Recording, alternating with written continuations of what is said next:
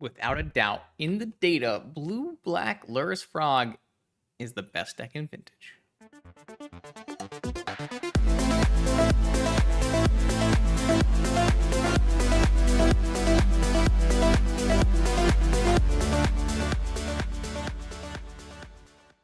Welcome back, Vintage gamers, to a Saturday afternoon challenge. We've got a lot of big tournaments coming up. This will air on Monday.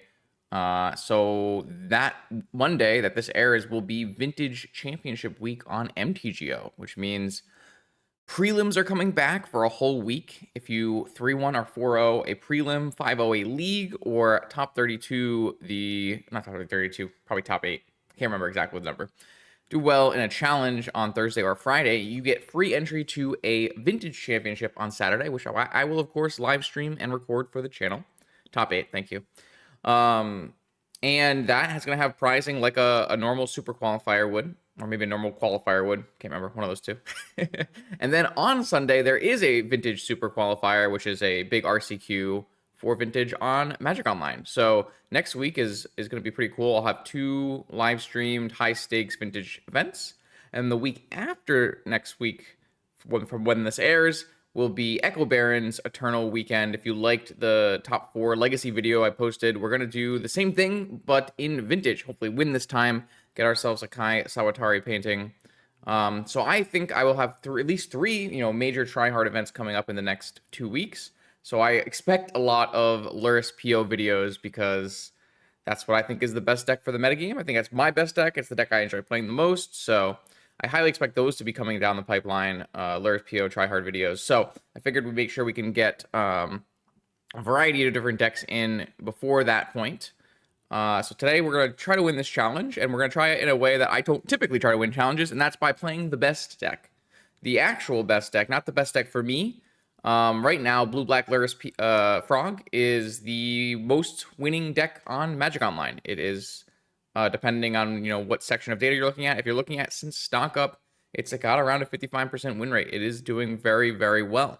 And so I'm going to do what all good gamers do, or at least all gamers on Magic Online do, and that's copy-paste. So I'm going to take the latest mogged list, and I'm going to run it through a challenge. This is actually a pretty interesting list because I don't believe this is very stock, though it has a lot of stock ups for what people are playing for mono white. How I keep saying mono white for Lurrus Frog these days. But I do like the direction. The direction does lend more towards what I like to be doing. So this is a full 5 Moxen blue-black Frog Bowmaster still, but we've fit in 4 stock ups as well as the Twister combo. To do that, we've gone down on a lot of pieces that are pretty standard for a mogged list. I'm only seeing 2 baubles. There's no Vexing Bauble main, which I find extremely funny because Mogged was the pioneer of 4 Vexing Bauble in blue-black Frog. So much so that he was complaining on Twitter to get that card restricted, and now we're at the point where he's not even playing that card in the main anymore. To be fair, I was always of the opinion that you didn't really want to be playing Vexing Bauble in these decks because you are so heavily based on playing 7 forces. But obviously, stifling your opponent on the play and stopping them from doing mocks and broken things on the play is still very good, right? So it looks like there's a Vexing Bauble on the side, so I assume that's only going to come in when it makes sense on the play. Maybe just all the time versus PO. A little hard to say. But yeah, I would say that this is not typically the style of deck that I enjoy playing or that I'm the best at, but it is the style of deck that is currently the best in Vintage. So why not take it for a spin? I think it's very important to play all of the decks in a format so that you understand how every deck works, which is going to make you better at playing against the deck. Only playing from one side of the table is not going to make you a complete player. You want to know where the weak points are, where your opponent's deck is, pinched in terms of mana, in terms of spells, where it's likely to fail, so that you can exploit that when you play your deck against the other decks. So it's going to be good for me to take a quick peek and see what's going on in Lurrus Frogland and see how we can do in this Vintage challenge. Do you want to compete for custom paintings and tons of treasure chests from the comfort of your own home? Eternal Magic content creator Echo Baron is hosting 2 MTGO Echo Eternal weekend events open to everyone. Mark your calendars for Legacy September 6th and Vintage now on September 27th, and buy your tickets for Echo Eternal Weekend today. Welcome to round one, where we are a copy-paste gamer. Is MTG Bots still down? Bad gateway. That's not good.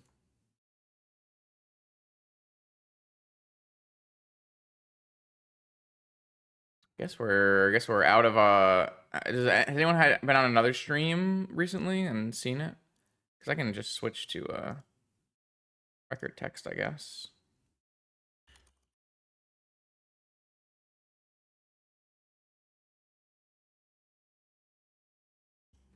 Oh no, this is the actual deck that is doing the best, regardless of player.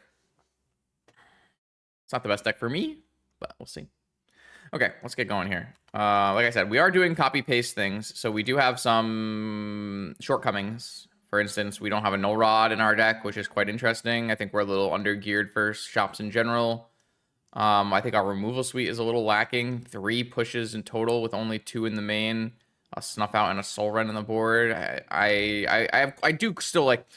I do still question a lot of these choices. They are not how I would put the deck together. But also, I'm not the one who's building this deck week in and week out, right? Magda is the one who's playing it every week. So I think that's important to recognize as well. So today we are copy-paste gamer. Got a nice Black Lotus opener. Could play both of our 2-drops. See.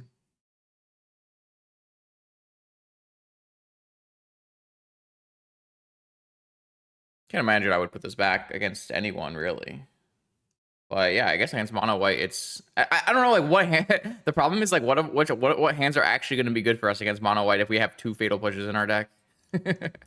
Just choosing not to play removal in a 20% mono white initiative at a game. To be fair, like if you resolve a turn 1 Frog and Bowmaster, it's probably decent against mono white. But what are your likelihood of doing that? I don't know. Yeah, and push isn't always on. I had that problem the last time we tried to play push against mono white, where I just couldn't push anything. I think that was the Sultai Deathheart Shaman video as well. Yeah, I don't know. I have, I'm gonna definitely try to keep my complaining about the deck and the cards in it to a minimum. Try to do my best with what I've been, what I signed up with. But I, of course, have my own opinions on how these things should be constructed. That's a strip mine and a jet and a go. So this is a 5-card keep from Andy. Strip mine, jet, go, no Lurrus revealed. That's not a good sign for them. You'd want to at least see like a void mirror or something there. I assume I'm not getting forced, but who knows? I'm gonna deploy definitely deploy my Psychic Frog on turn 1 here. So I'm just gonna play Bowmaster. I mean, this runs me into a main deck Mindbreak Trap. That's probably fine.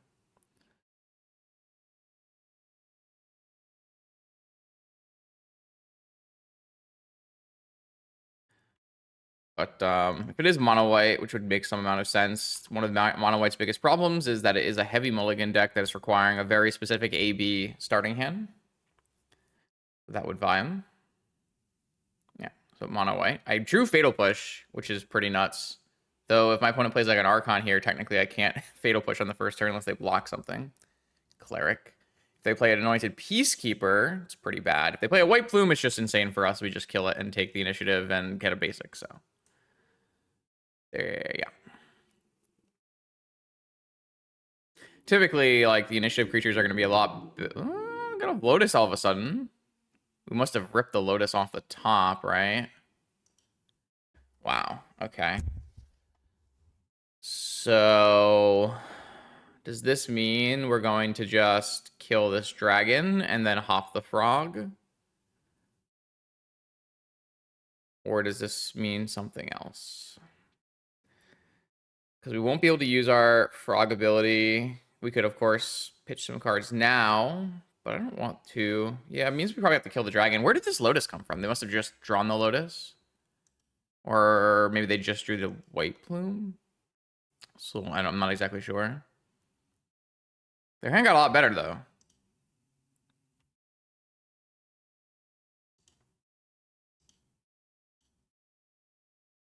I think we just get another dual land and fetch a basic on the attack.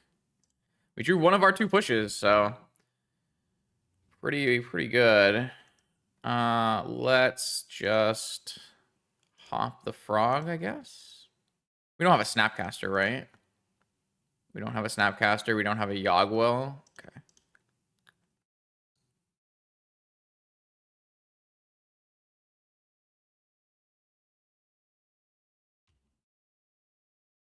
Only having one more removal spell in my deck is pretty crazy to me. It's a pretty good draw, though, because I can play a Spell Bomb and still crack this Spell Bomb. I think I just do it now because I could have a force, maybe. I mean, I don't have to do it now, but it's pretty freaking good, let me tell you.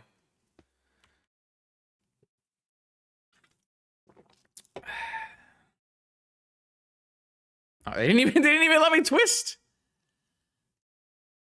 I can't believe. I honestly think that it's incredible. We were winning. We're winning, but I guess our opponent did mull the 5 on the play, so we should just take that as good variance coming our way, right?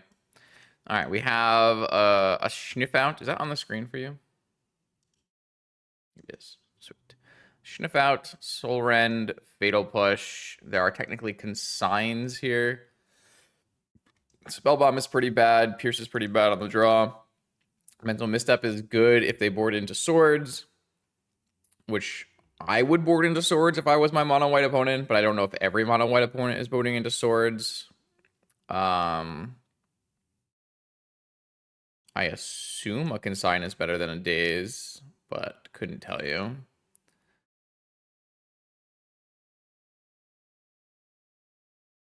Trap. I really don't. I'm not a huge trap fan against. Maybe I bring trap on the draw instead of daze, and then we can bring consigns in on the play if we play game 3 with Vexing Bubble and consigns or something like that.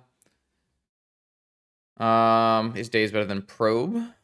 It's kind of a question. What is the blue count here? 6, 14, 18, 21, 22. Normally 24. Okay, it's reasonable. Sometimes when you play things like Push and Bowmaster and DT and lots of mocks in, it can start to become less. I'll try this. Seems fine.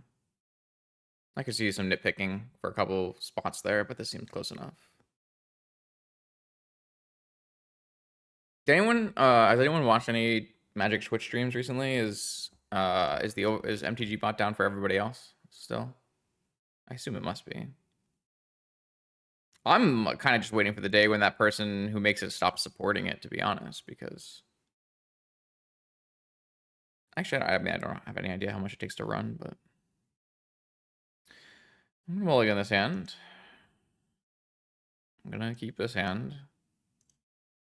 Though Pearl is a classic one, not casting Frog. Chancellor of the Annex was revealed, so my force is offline.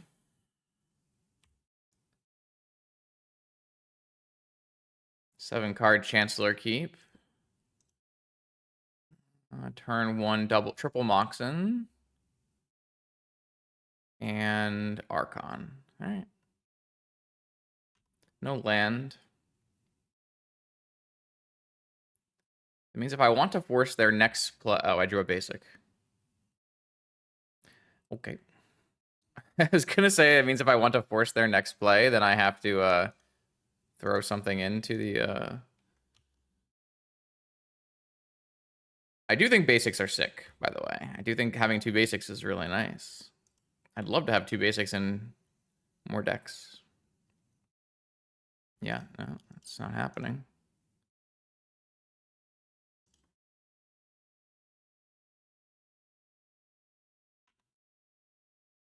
Mono white is like a 45% win rate deck. It's a little silly. All right, well, hopefully I don't get wastelanded. They've got a Chrome Mox coming up. It's only good if they have a follow-up initiative creature and a white card. Mental Misstep is not my best draw. They have a Wasteland.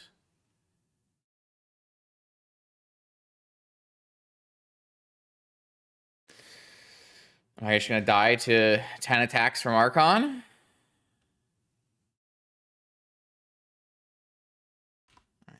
Maybe.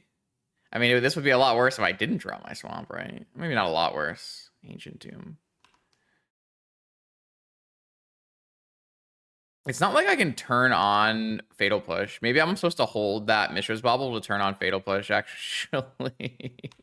All right, my bad. I mean, I would draw it one turn later, right? But I did realize that one a little bit too late. It's like impossible for me to have a Fatal... I mean, it doesn't matter. It did not matter.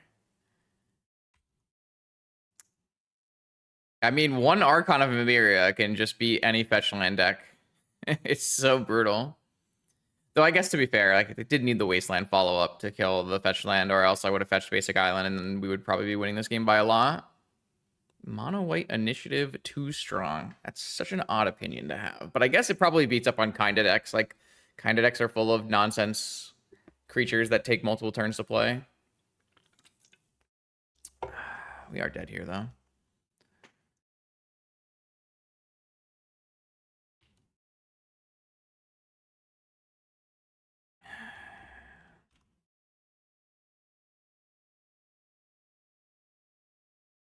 I think 7-card on the play mono initiative hands with Chancellor are certainly better than than the average mono white initiative hand.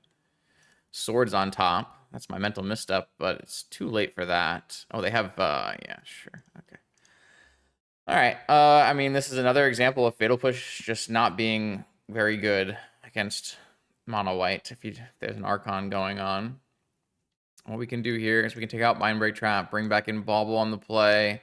We can bring back in maybe Daze on the play. We can bring back in Consigns on the play, possibly. I don't know if that means like you're taking out negations. It maybe it does, maybe it doesn't. Definitely a Probe. Mental stuff I'm going to keep in because like my entire game plan revolves around keeping a frog in play. Swords is rough.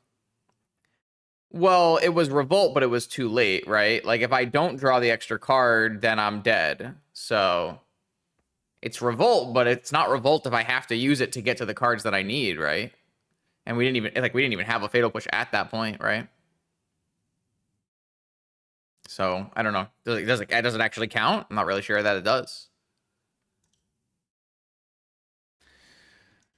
But this is like a continuing problem I have with these Fatal Push decks against Mono White is that Fatal Push just doesn't, like, you don't get to Fatal Push Archon most of the time. I assume this hand is just not good enough. Like, it doesn't have removal, doesn't have fast mana, doesn't have force. I assume this hand is just bad. And this hand has no mana. So now my opponent's going to keep 7. I'm going to mold a 5, and I'm going to die. Like, what was I supposed to do differently? I don't know.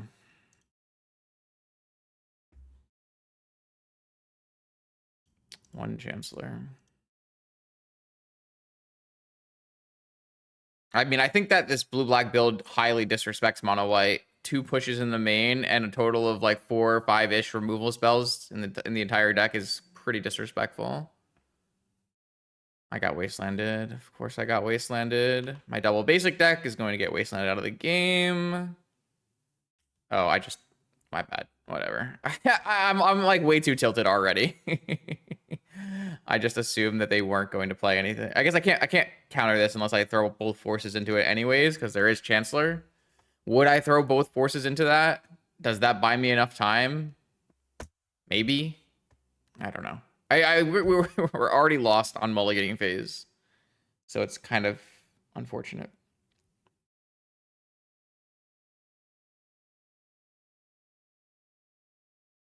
Sure.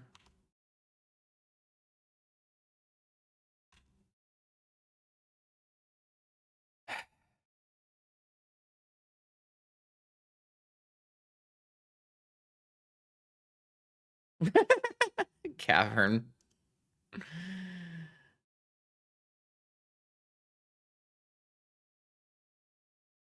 gonna get rid of the Chancellor trigger so I can theoretically snuff that out.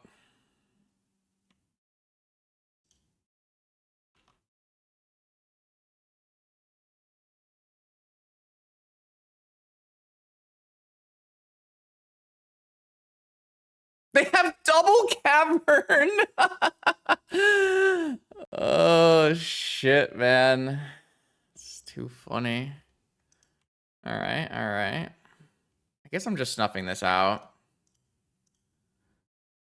We draw a fetch land, a land that lets me play Frog. I think I mean, I guess Frog is pretty bad in Clarion Conqueror. Chalice. Vexing Bauble. Okay. I mean, technically our mana crypt could race a Clarion Conqueror, right? Not really. Oh, and another land. Oh, we're dead, by the way. We lost this game on it's another dragon. We lost this game, 1 on deck registration and 2 on mulligans. So yes, the land that does not play Psychic Frog.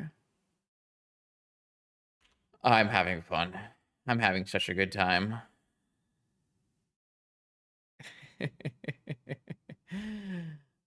I got double wastelanded. All right, fair enough. Fair enough.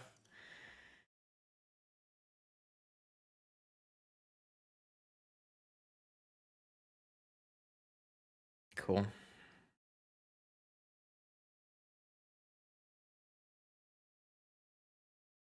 Easy to cast, double blue pips, right? Double colored pips. Where's not me? Very easy to cast, right? Where's the Sean Chat GPT math? Oh man.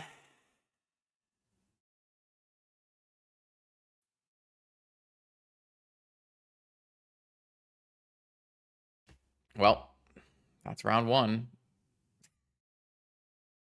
All right, we hit Archer, who was watching the stream, so we're giving him a chance to jump out. I have a cat. Opponent does not have a cat. I've got another Lotus hand, but like, I'm not gonna lie to you, these Lotus hands do not feel as good. I mean, when I got to play a Bowmaster, I guess, as well, it was pretty nice, but... Oh, man. I don't know. I need to try to, again, reassert my mental here. Try to focus. I assume that Archer is on Dredge or Initiative, but I'm not 100% sure. If it's Initiative and we're on the draw, this hand like could be good, but it could also be awful. And then if it's Dredge, we're dead if we keep this hand. But like, are you putting back this hand as the Frog player? I can't imagine you are.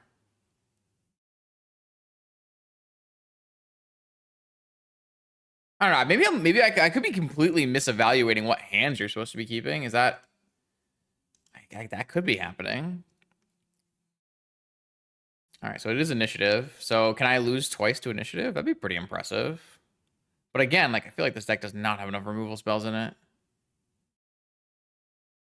All right, no Chancellor this time. Just turn 1, 3-drop.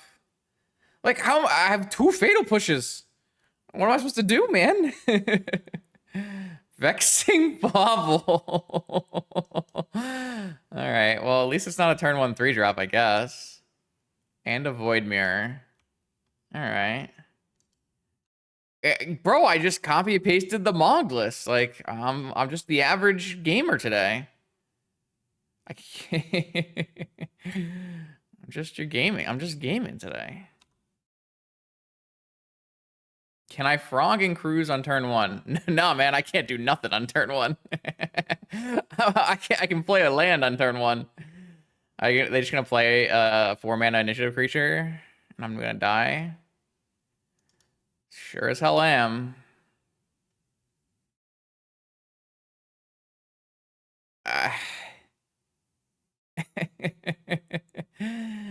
I mean, I'm dead, right? Like, I'm dead. Like, I'm super dead.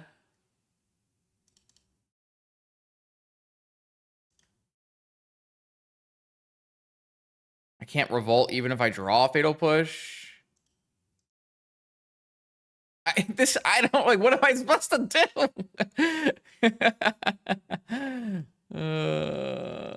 I can dump my whole hand into this Frog and race. That actually might work. I take 4. No, I take 6. And then I take trap damage. Maybe it's not enough.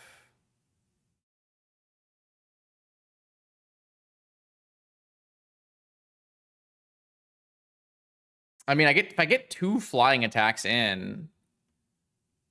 They went down the Lost Well?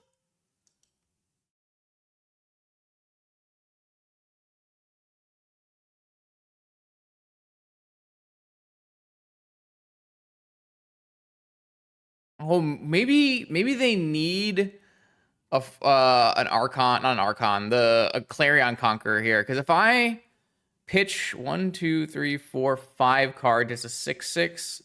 Twisters pitch 7 cards, it's a 13/13. Oh wait, I do kill them here. No way, no way that works. No, they're gonna. Okay, I mean they don't know that I have Twister though. Surely they're supposed to go down the Forge trap side and race, right? What did they do with this scry? They went bottom. I mean, all they need is a dragon, right? Or a Clarion, or an Anointed Peacekeeper. Okay, I mean, I guess that means we win. That means we win? That's crazy! My opponent did put a dragon underneath the Chrome Mox. I guess they could have swords, technically speaking.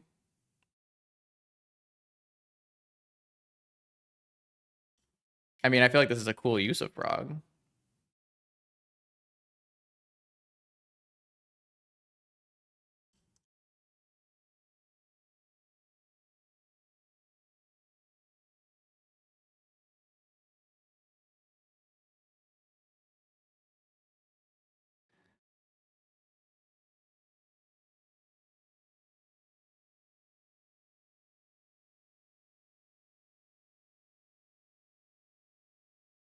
No, I agree. I am not opposed to playing Twister. In fact, I would definitely play Twister in these decks.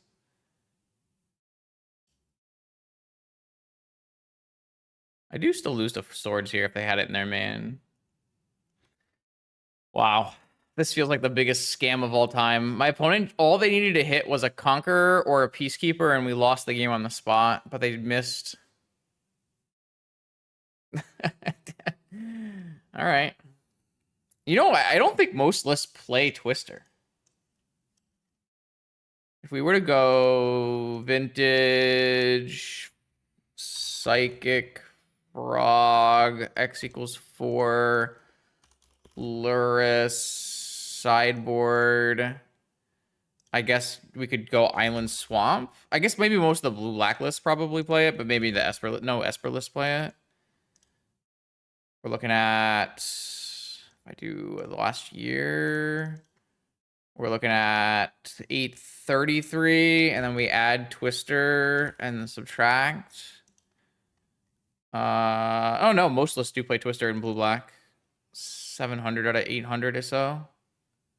If I take out the Island Swamp, it's 1250 is Twister, and this is, yeah, about half play it if you don't limit it to blue black.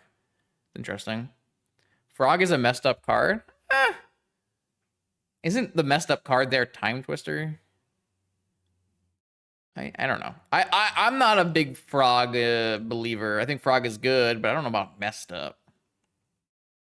But I don't know. I understand why you might say that, though.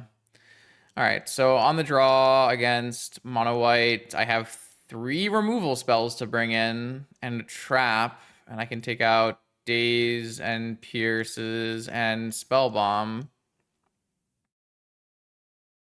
It's not very good. I guess like Consign's going to be better than Probe, but Consign's not very good here either.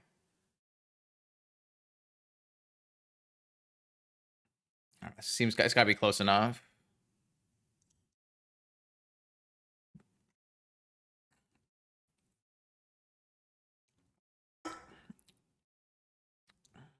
Yeah, I think so. It looks like all blue-black lists in the last year, most blue-black lists in the last year have played it, but not very many Esper lists.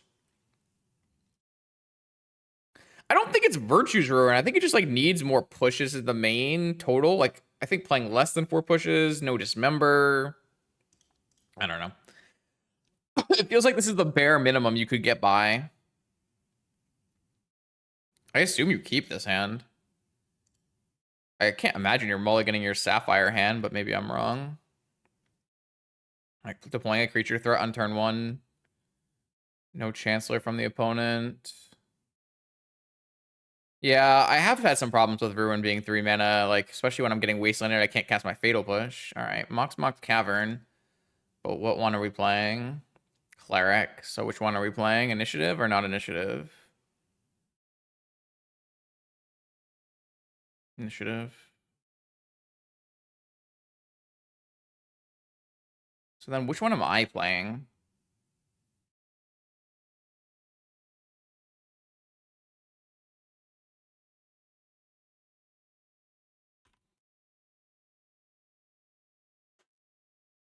Am I setting up turn 2 Twister?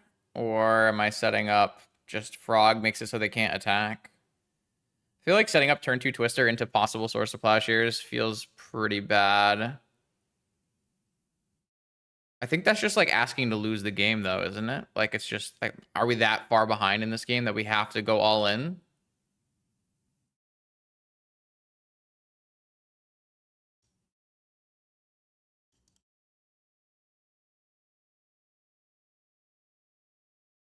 Like is giving them a fresh 7 really like maybe they don't maybe they can't beat a Frog. Maybe they can't beat a Bowmaster plus Twister. Maybe that's the case. I don't think it's that bad.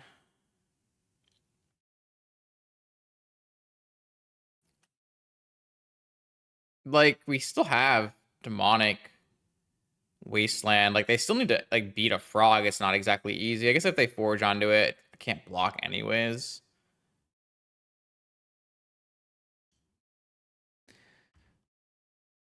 But I'm also not blocking with this Bowmaster because I want to be able to attack for 7, right?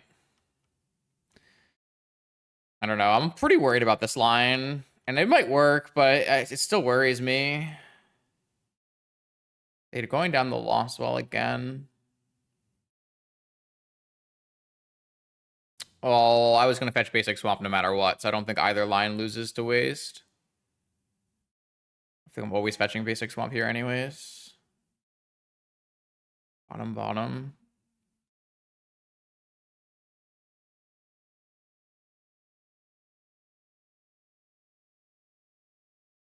I'm really surprised they keep Lost Welling, but... Okay, so this is another downside of my... I guess the Frog is pretty bad into Conqueror as well.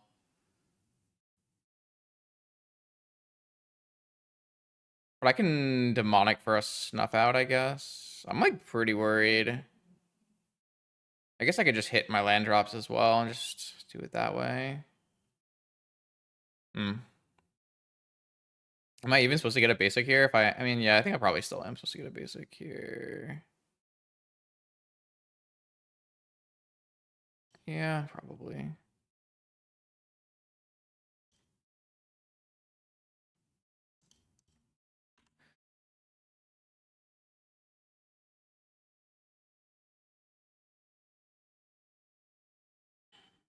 My best draw is Time Twister or Time Walk. All right, my opponent should attack because this thing has vigilance.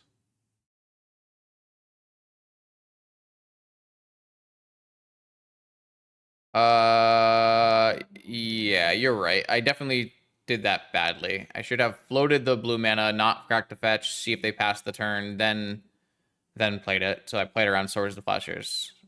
Yes, agreed. My opponent should attack with this White Plume Adventurer because I didn't ping the White Plume Adventurer, so it doesn't have damage on it, so they can attack and untap, and I can't kill it.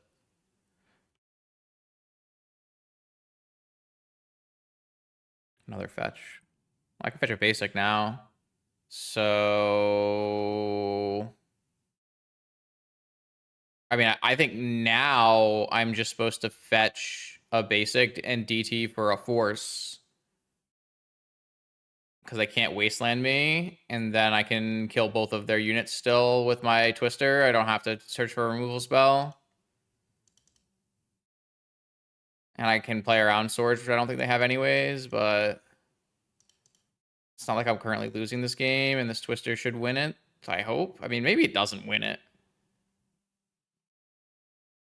I could just play Frog here so that I can just win with my Twister.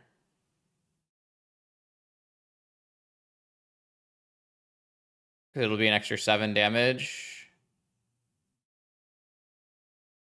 I guess theoretically then maybe one creature survives depending on what creature they play. Well, I was going to kill the Clarion. I mean, I was going to kill the Clarion with the Twister. No, chat! I'm going to Time Twister and kill their board, in which case my Frog will be free to then pitch my new hand. I guess that's not lethal, though, so that probably doesn't matter. But it still would be good. I feel like searching for... I mean, I could just search for a Snuff Out here, for sure. I mean, I don't have to Twister either. Like, I could search for a Snuff Out. I could play a Frog and then Snuff Out next turn. Then I have an active Frog. All of those seem good, too. I don't think they have swords because they didn't float their Pearl, but they could have just missed it.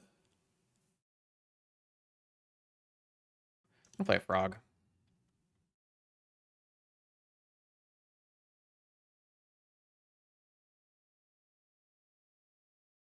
We can play this game fair. We're not that far behind.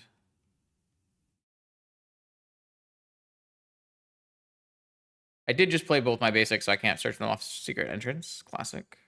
They're gonna goad? Who we goading? Froggy?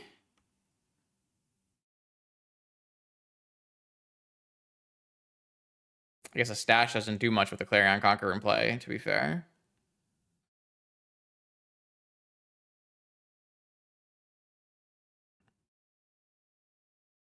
They could play Solitude. That would be kind of a beating. No attack? You have Vigilance, opponent. Vigilance! Get the attack in. They are leaving up white, though. That does give me pause. How bad is it for me if they swords my Bowmaster in response to a Time Twister? I mean, if they're not going to attack, like... Surely we don't have to Twister. We could Demonic just for a Snuff Out the Clarion Conqueror, hop the Frog, get in for damage, steal the initiative, then they can't get the initiative back.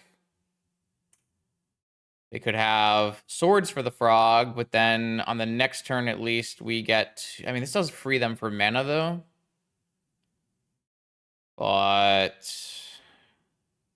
I mean, I don't really want them to progress down to the Undercity either. I guess I have a Wasteland, but so that would stop them from being able to play a 4-drop. It's kind of unclear to me what I'm supposed to do here. I feel like they don't have a swords, and that if I Twister, I probably win. But I also don't know if I really want to make that play when I don't think I'm losing. Like, it feels like you're opening yourself up to a way to lose. But am I losing if I get my Bowmaster sorted? I don't get to jump my Frog. I'm just giving them a fresh new hand. Yeah, I probably am losing if I do that. So let's wait.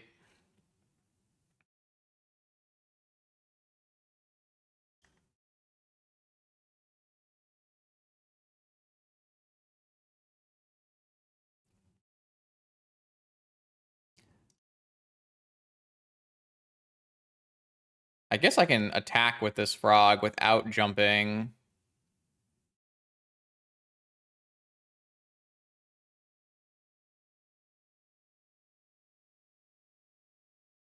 I'm just gonna jump. Maybe this isn't the optimal play, though.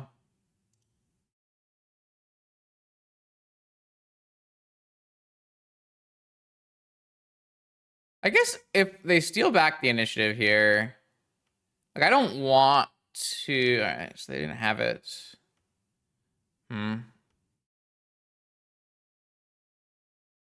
Well, I guess that opens up my Sapphire for me to cast a Brainstorm. What does that open up for me? The possibility of drawing Force, maybe? I would have to draw a blue card and Force, probably. Oh. Do I have Revolt? Revolt is only my permanence, right? Oh, I could use a Bobble.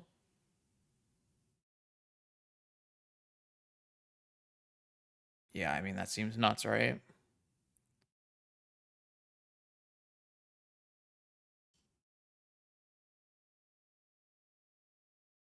I'm drawing all my cards no matter what.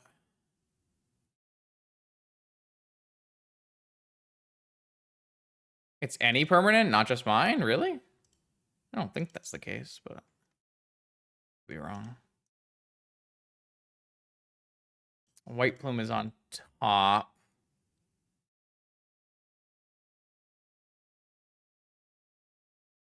I guess it's fine, right? I don't know. It's certainly a way we can go about this game.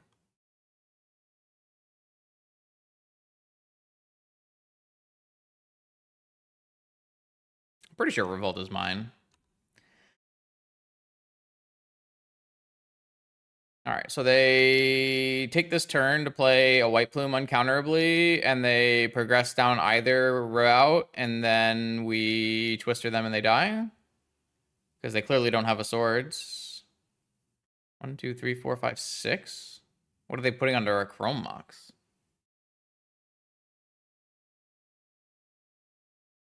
It's confusing. An Archon? Why?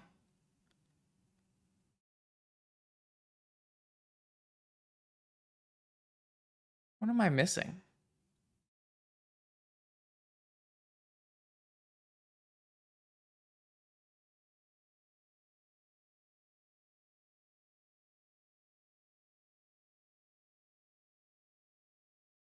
Okay, so they're going to play Clarion Conqueror, and then they're going to play the White Plume, which we know they drew. So I will pitch 2 cards to my Frog, because I know they don't have anything, and then I will Twister and kill them.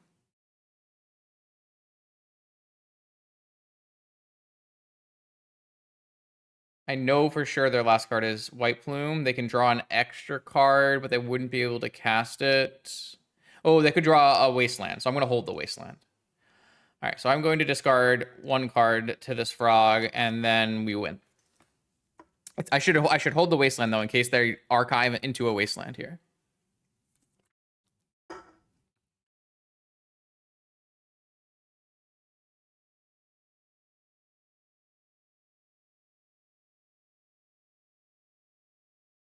I think my opponent made a couple of mistakes in this game, but I don't think they would have won the game if they had not made them, so...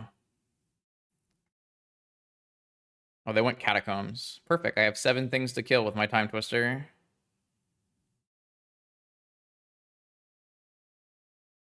Do I guess I play the Wasteland first? There's really no reason not to. I guess I would rather have blue-black mana post.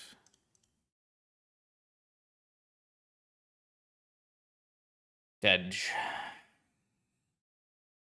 Is it exactly lethal, though? Is it 7, 8, 9, 10, 11 plus 7 is... Yeah, it's enough. Assuming I don't get solituded.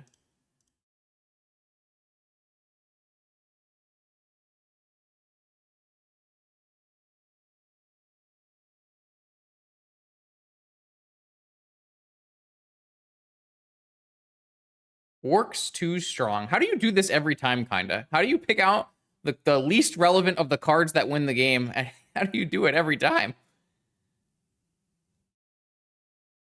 Oh, maybe I could have saved some damage by snuffing out one instead. I probably could have done that. Yeah,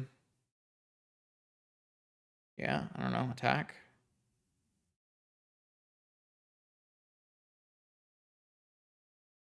Is that better, though? Like, if they do have a Solitude, I'd rather have the snuff out for their next turn, right? I'm not actually sure that's better. 9, 11. So I have to pitch all 7 cards. So I guess it doesn't actually help. I guess I could cast the Bowmaster technically. That would be an extra damage. Extra 2 damage. So that would save me. So maybe I could save Snuff out. I can cast. I can cast Bowmaster. I think, yeah, I cast this Bowmaster because it's 2 damage, and then I can save Snuff out as my only card left. So, I mean, you guys are like, yes, but also like, what's the fail condition, Sumo? The fail condition is my opponent hits Solitude white card, right? So we should play in a deterministic way where if they don't have Solitude white card, but that is the best if they do have Solitude white card. And so I think here, because we drew Bowmaster, which is an extra damage, we could actually keep this Snuff out. So if they had Solitude white card for the Frog after we pitch our 6 cards, then we would be in the best possible position. Archer, what up? You gotta get some attacks in there, friendo. This White Plume gives one of your creatures untap. I think that's the biggest thing. But GG's, of course. These were interesting matches. I did not think I was winning some of them, and then Twister just got me out of it. Kind of wild. All right, here we go. Round 3. We're on the draw against almost 100% mono white initiative for the 3rd time in a row. No, I don't know why, but that's what happened. I think with the mulligan this, because I don't think this hand can ever really beat it. Thanks, Senpai. I'm gonna mulligan this. Well, this hand's a lot better, so that's good. My opponent also mulliganed to 6. I assume I'm putting away Time Walk.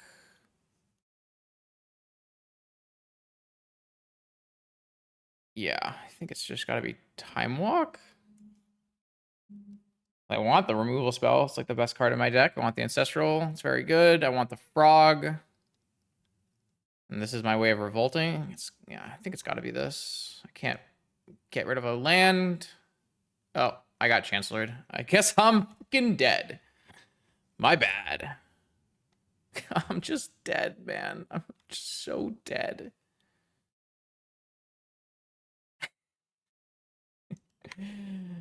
Great.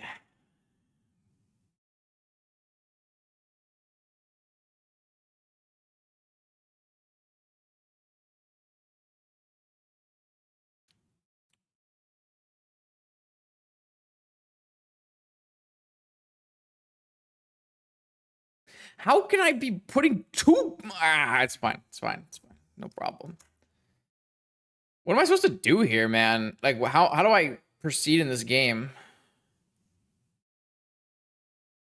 I just like do nothing and then pay for the. If I pay for the Ancestral, like, aren't I gonna be way too far behind? But if I like throw the Ancestral away, like, I mean, if I throw away Fatal Push, aren't I just lost? I don't know. I mean, if they play a Seasoned Engineer, it doesn't matter, right? So.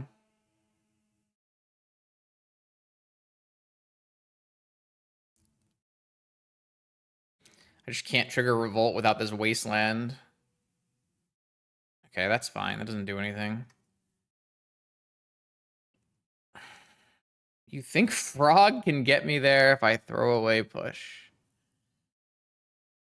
If I draw like a 0-drop or a fetch land, I can push and still pay. Or I can throw a 0-drop into the Chancellor.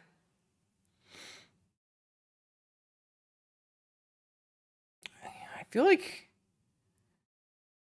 I'm not throwing away Push. I'm trying to figure out if I want to throw away Ancestral. I just like don't have any faith that a Frog is beating this. I'm kind of surprised that everyone does. But I guess it's a Frog and a Push. Theoretically.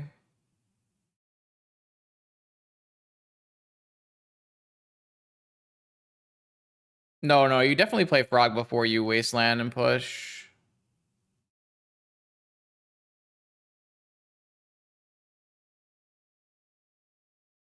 Well, Moxen still means that I can get rid of the Chancellor.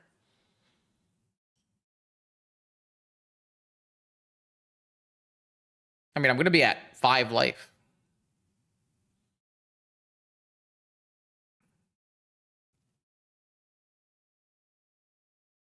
But I guess I could hold open push slash Bowmaster. I mean, I don't think we're resolving Ancestral in this game. I think we're just getting it countered.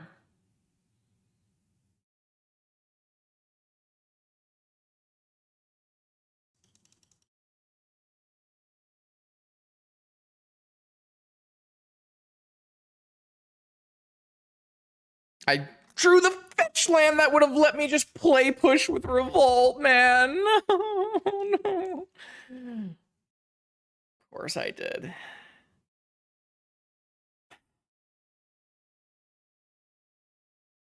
Am I allowed to take 5 here? I'll take 10 damage, theoretically. I could just take 5 and block with Bowmaster so that, I mean, if they play 2 creatures, though, I'm not stealing the initiative. You just want me to go to 5?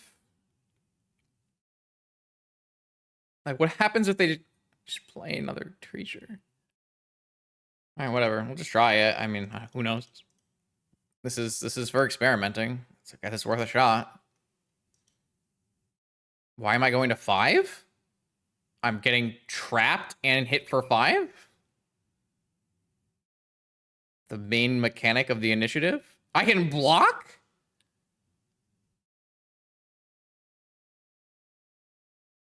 You want to block?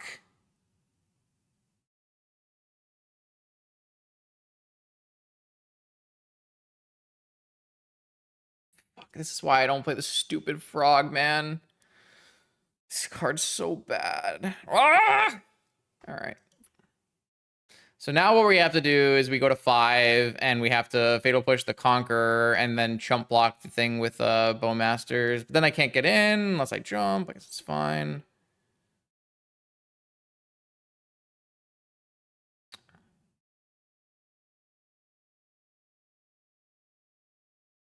I think you're in a great spot. I don't. How about you do, though?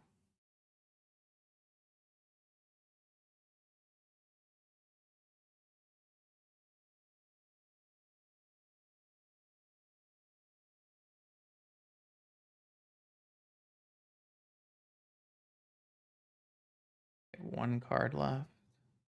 Like they're... Yeah, maybe it's fine. I wouldn't call it great, though. They do not have a Chancellor in hand. The Chancellor's on the Chrome Mox. Also, I can't cast this Forces that I just drew. They're both dead to Void Mirror. I probably have to Wasteland the Caracas because I probably have to get a Lurrus loop going in this game.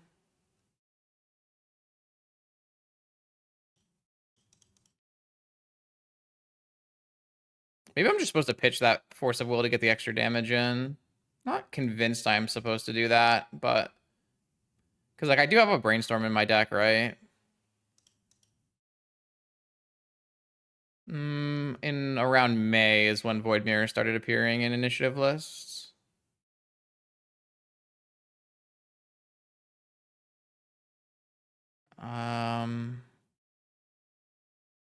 It's kind of bad that they have an extra creature.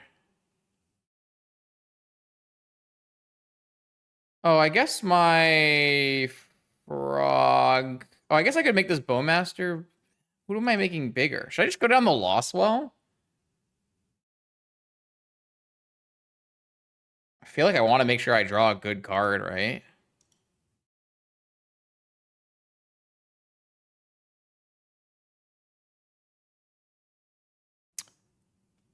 I guess none of these are good cards. So if I discard 2 cards to Frog... I mean, I'm never casting this Cruise. Am I casting this Probe for a mana, though? Kind of feel like I feel like I want stock up. I drew Daze. Yeah, but like probing into like not being able to play stock up is pretty bad, right? All right, so now I'm just buying Lurrus and going to 2. No, I don't like the way you want to play this game out. I don't really like that.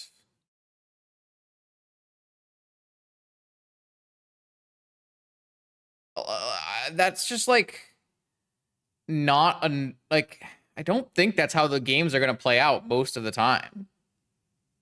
Like they just play a seasoned dungeoneer and you die. Yes, of course. I think this is what we pointed out, Ian, in the literal beginning of the video. I'm like, this deck looks like it's disrespecting Mono White Initiative.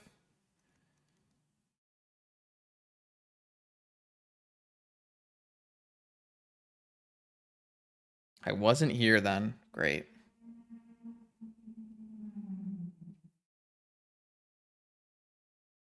I know they don't have any gas remaining, but they draw one card every turn.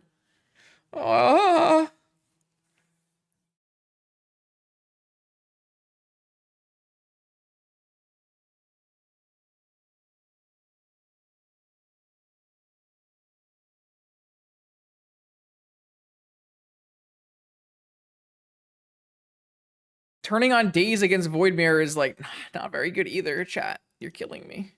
You're hurting me. I have 6 cards, 5 cards, so I technically can block. I just... It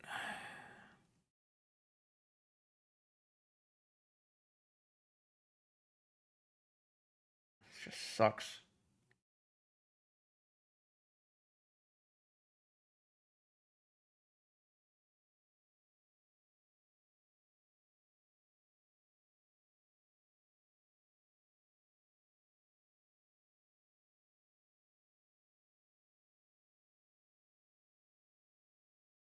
I think this Lurrus is just going to be my 5th card.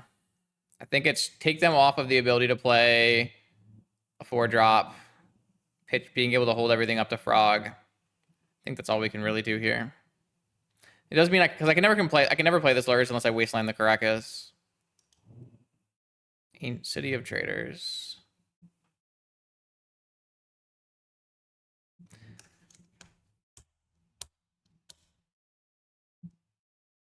Is this a March of the Otherworld? This is a Chalice of the Void on 2. Okay. That's crazy.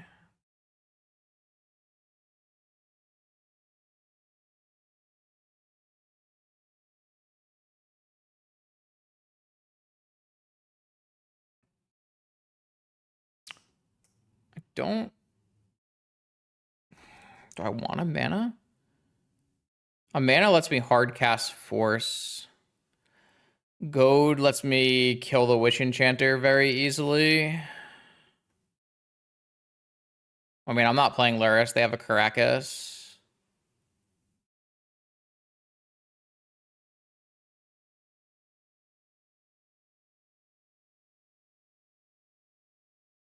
I think it's very unlikely I draw next turn. I think I'm always going Catacombs.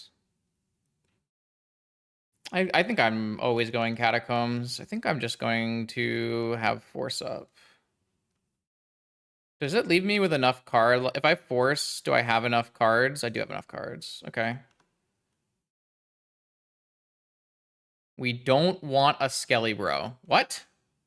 Under what world do we not want a Skelly? Chat, what is happening?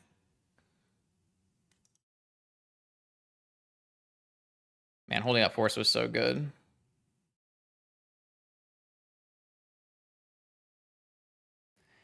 I feel like chat would have lost this game 8 different ways.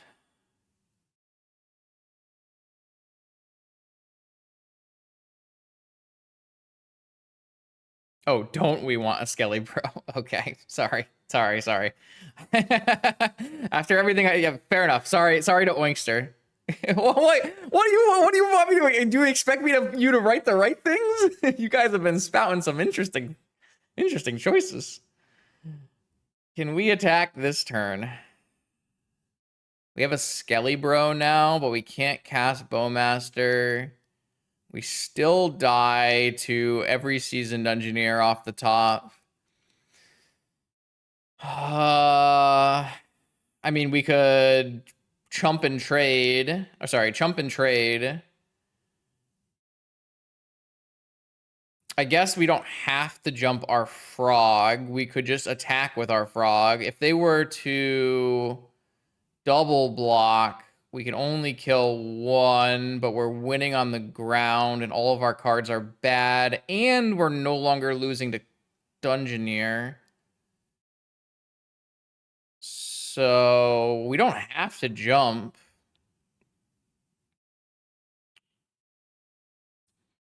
We could just attack with Frog. Because I think actually getting rid of getting rid of White Plume Adventure is good because it means we don't lose on the spot to Seasoned Dungeoneer. We would have to draw exactly Force.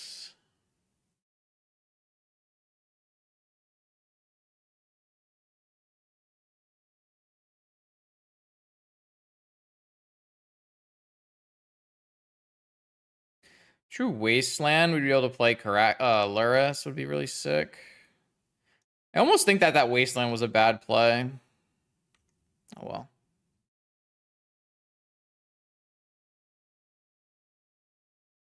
This is like totally fine. Okay, yeah, I think this is fine.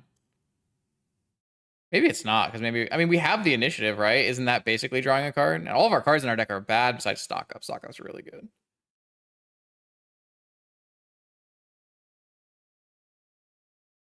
I think we hold on to Lurrus in case we draw Wasteland. I'm not, like, sure I agree, but I don't think I've agreed with that the whole day, so. I guess Bowmaster is always getting countered no matter what for the rest of the game. So Bowmaster is the card that I'm pitching here. All right, well now, like, they still can't attack into this. This is also a trading situation. Oh, this is pretty good.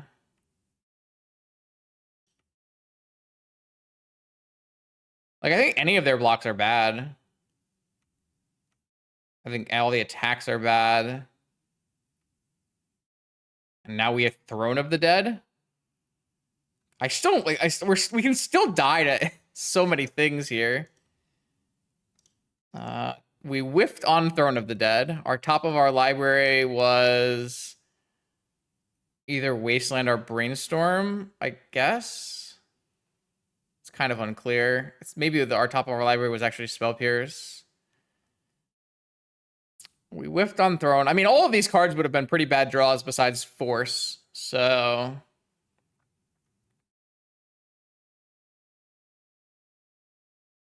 we drew Fetch. How much damage can I do? I can do 9 damage. I think I'm supposed to. I think I'm supposed to throw every single card into my Frog. Jump my Frog. Attack with my Skeleton. And present lethal. Maybe I'm supposed to... I guess it's lethal next turn if I only throw one card, right? So I should just throw one card away. Because I still have 7 damage, 7 life. Yeah, so I think I'm going to discard a...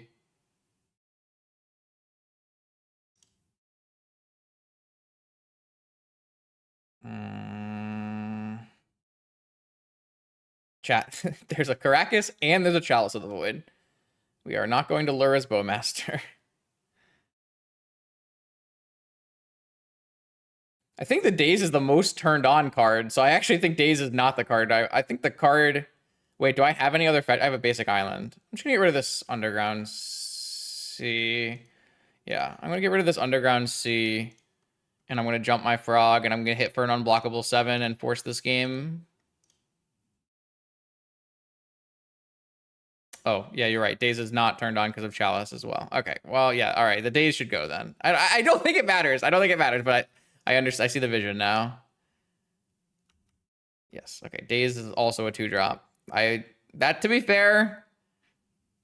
Okay, fair enough.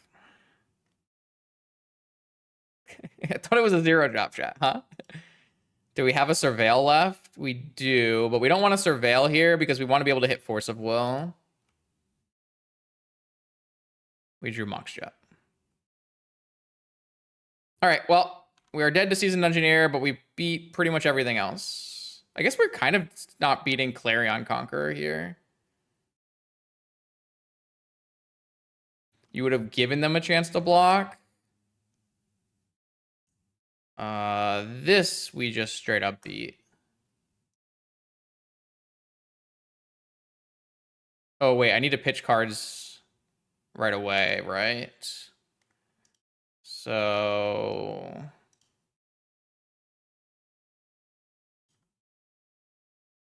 I just need to make sure there's 3 cards in my yard so I can jump next turn.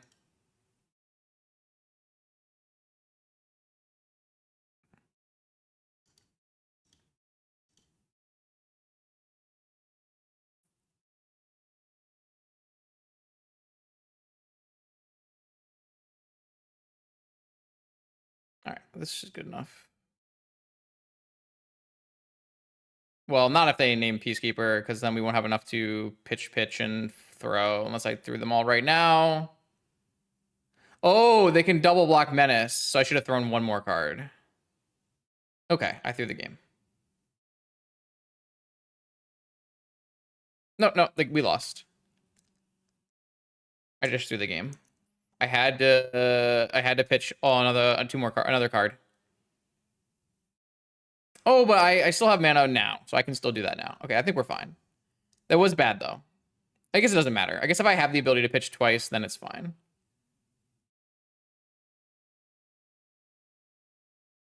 Yeah, I guess it's fine. I was thinking I needed 6 to do it on my turn, but I have to only need 2 on my turn and 4 on this turn. So we're fine. I would not consider this to be Frog single-handedly beating initiative. I just don't understand. Like, I had to get a lot of things had to go right. My opponent basically had to draw no cards that mattered the entire game, and they just happened to not. Like, this doesn't feel like the average, like, scenario for this spot ever. Do I, like, am I crazy off base to think that? I don't think I am. Like, I think we got extremely lucky from our spot to win. Like, my opponent actively had to draw no cards that mattered.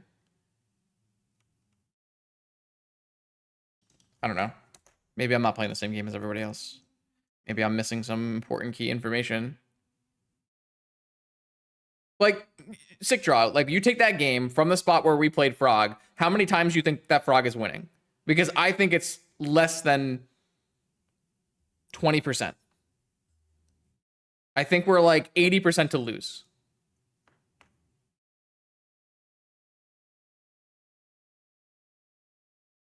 That's true. We made 1 good force play, right? They had 1 card that I don't know. Like, I'm thinking about, like, I don't know. They do have a lot of dead cards. It's true, but I don't know. I would have to look at the math a little bit closer, but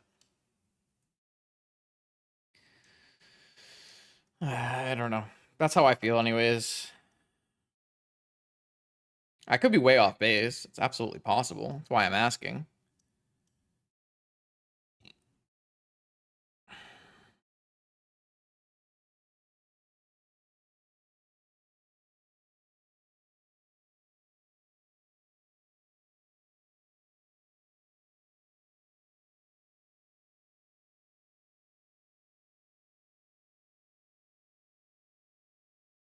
I mean, we had a push. We had one of our 2 pushes. We drew extremely well because we drew one of our 2 removal spells.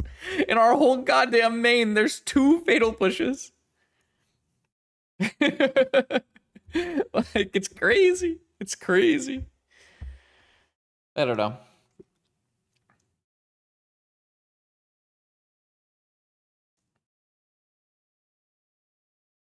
It was just enough. Like, we just squeaked through.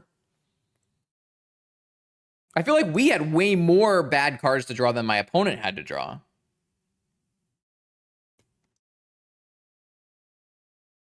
I think the best play we made in the entire game was stash, hold up force. Like, that play was really good. All right, I will play a little bit faster here, but I also probably will be dead. So this hand is not functional. Oh, this hand's pretty good, actually. This is one of our better hands. This hand's quite good.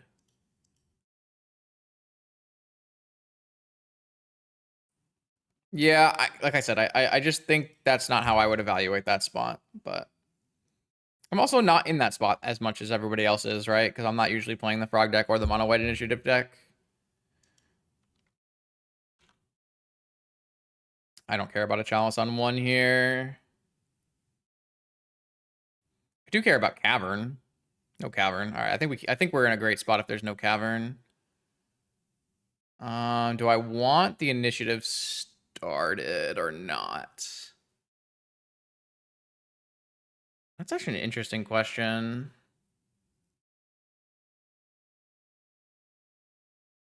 I think I'm gonna force it. I can see some upside. Oh, let me do this first.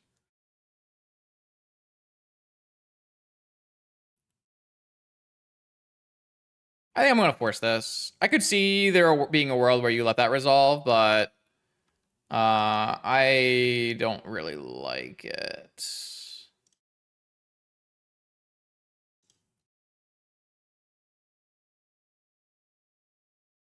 I feel like we get stretched too thin. They could draw caverns and stuff, but I don't know. I could see there being a convincing argument that you could theoretically let that resolve. Yeah, but I think I want the snuff out for like Clarion Conqueror. Like, say they immediately play Clarion Conqueror or like Seasoned Dungeoneer or any, yeah. Like, I think it's just like not a good use of resources. I guess we could theoretically we could force it, but we also theoretically might not force it, right?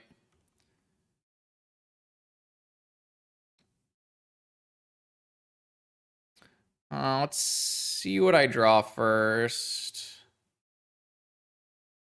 Drew Island, of course. I will kill this. Attack. I think I'm pitching like 2 of these.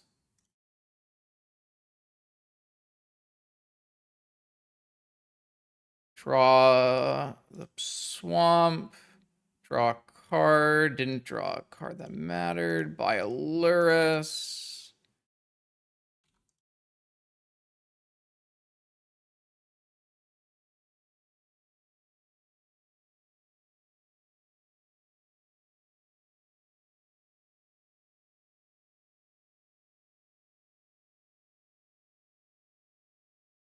These games have been like really close in ways that I don't feel like they have to be, but maybe that's fine. Like maybe you're designing your deck to have it be like your super close matchup and you don't actually care that it's close. I guess that's an acceptable way to play. Just feels like kind of silly.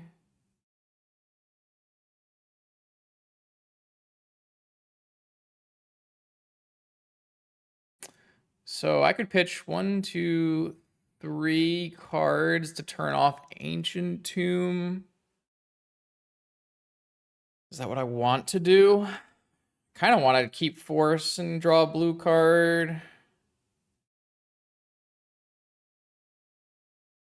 I mean, I'm playing Lurrus.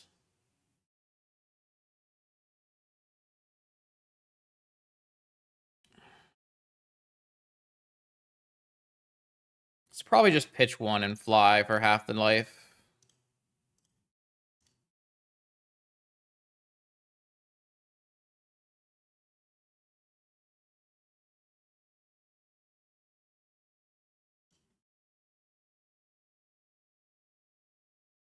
I'm 1 short, right? So if I had pitched my island last turn, I would have had lethal this turn. So maybe I messed up.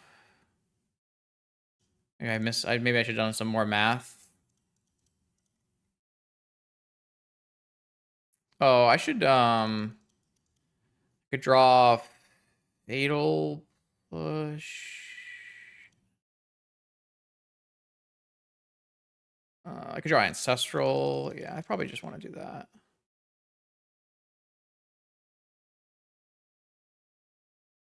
I think my best draw is just any blue card, though.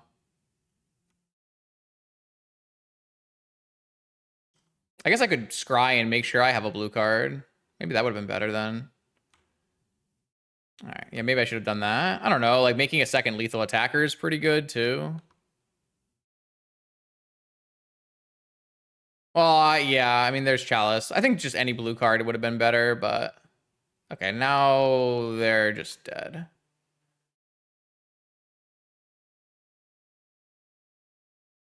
Okay.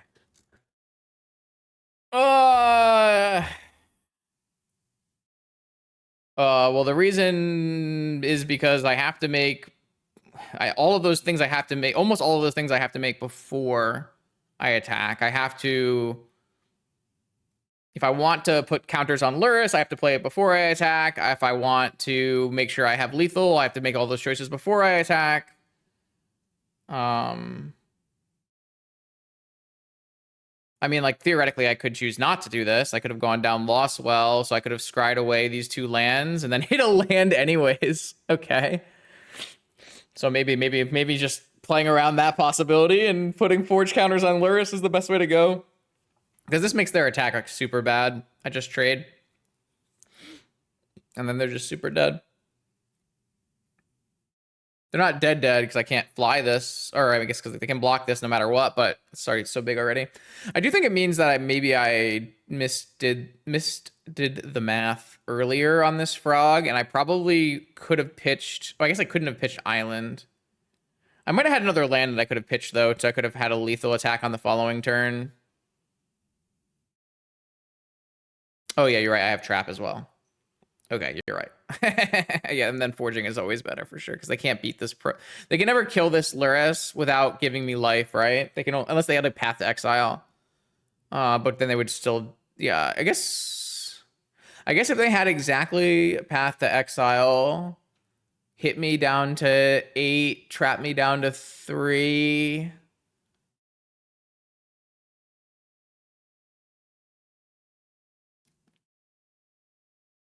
Yeah, I don't know. Like, what's my percentage chance of looking at 3 cards and finding a blue card for force? Oh, Path is countered by Chalice. I'm just trying to think of things, chat. Yeah, you're right, though. March. There you go. March. March puts me to 3, and then they untap their White Plume. I think they do win if they have March here, though, right? Like, they like straight up win if they have March here. Oh, wait, no, because this is bigger than this. Oh, but then I would have been able to pitch more cards to my frog and jump because they wouldn't have had Clarion Conqueror. So they don't win. Because they play Clarion this turn, right? Oh, I guess if they could theoretically have March pitching cards. So they could theoretically do that. I don't know how, like, they have 2 cards left. Did they miss playing a creature any turn? Well, I mean, you could pitch cast March on Lurrus, play Clarion Conqueror, and then they're in a winning spot.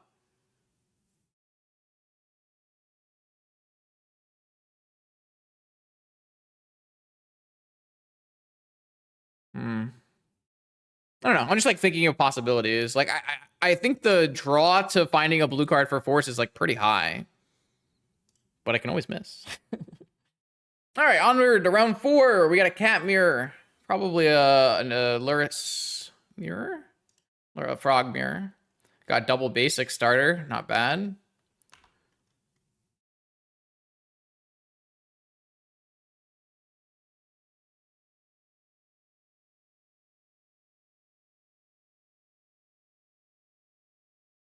Fuck. never mind. Never mind. I guess. Now I have to fetch an underground sea, and I can't even fetch my surveil land. Okay, I guess that's a thing that can happen. I might. I guess we get pushed here if I do this, but I don't know. You're not. I feel like you're on the play. I got a frog. To be fair, if they're on like any reasonable version of Lurrus Frog, they're gonna have more pushes than I do. Maybe I'm supposed to wait to hold up Spell Pierce? I don't know. It doesn't feel like I should.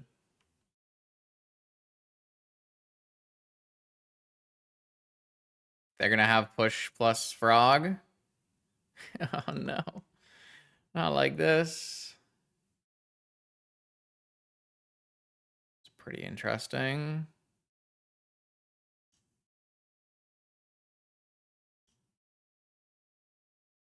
Huh.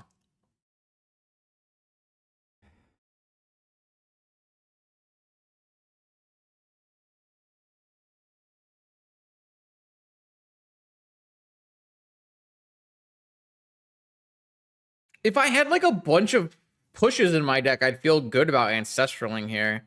But if I have two pushes in my deck, is it even good to like force through an ancestral with a spell pierce backup? Like, is that actually good for me?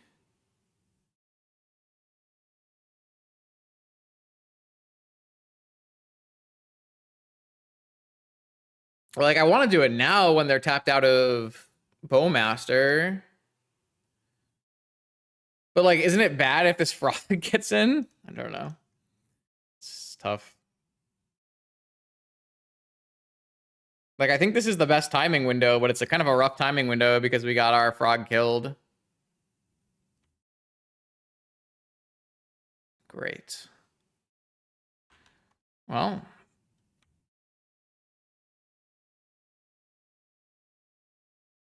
could be good.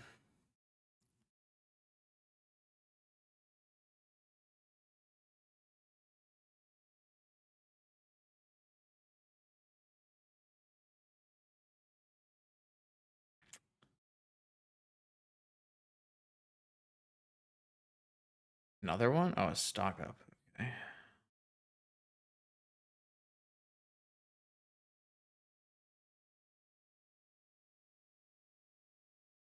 I think I like negation, pitch, negation.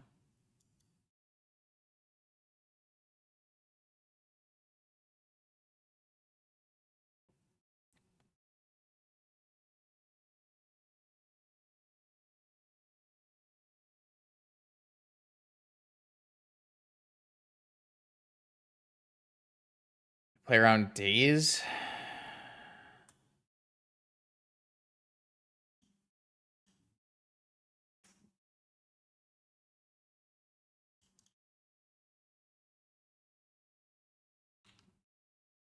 It's like not great for me if we go 3 cards for 3 cards. So maybe not. Maybe I just have to not play around days.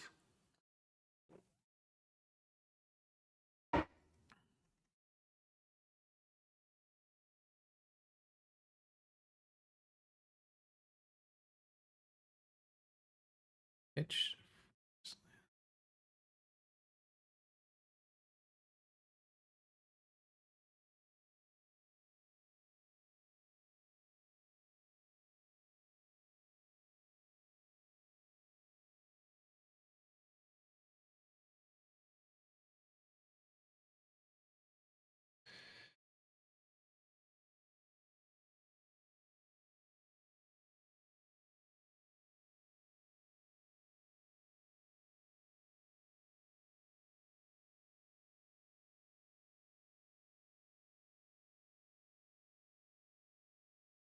We didn't add Lurrus to hand.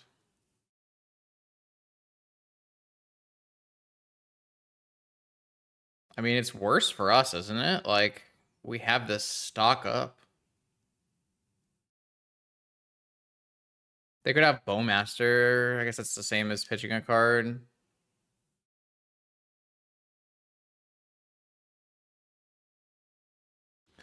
I don't know.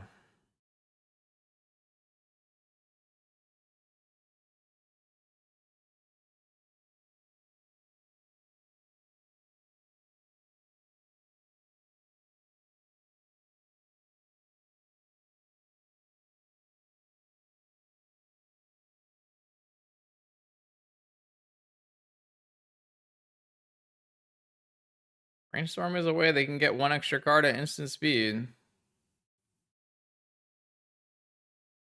God, please don't throw your last card away. Let me just untap with this stock up. Oh, yeah. I'm okay with that. I guess they're last... Because if they had a spell pierce, they would have spell pierced me already. Oh, they have last card cruise? Fuck. Shouldn't we have just done that pre-combat then? I guess I would have gotten forced. I don't know. I don't know. Skip match just... This mirror is so hard. I have no idea. definitely attacking.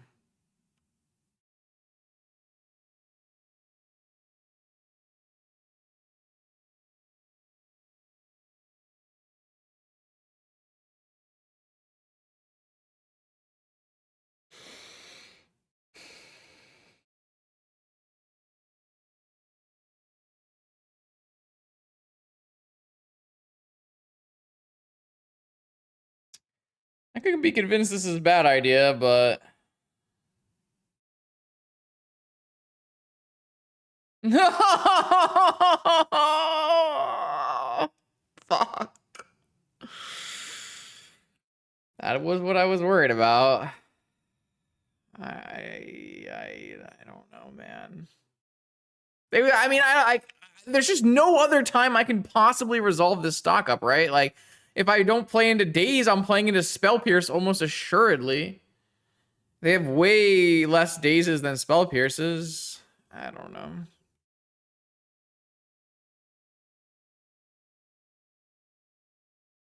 No one's playing around Daze in this game, baby. I just don't think resolving Frog was fine. I kind of thought it was not good enough. I thought like getting the stock up in play is more better. No, my basic got destroyed, and now I can't play my Frog. Oh man, classic basics getting strip mined. I gotta help. No, no, no, no, no. I got nothing. This runs into Bowmaster for fun. Oh, they're drawing Bowmaster. Okay. I think we're losing this game.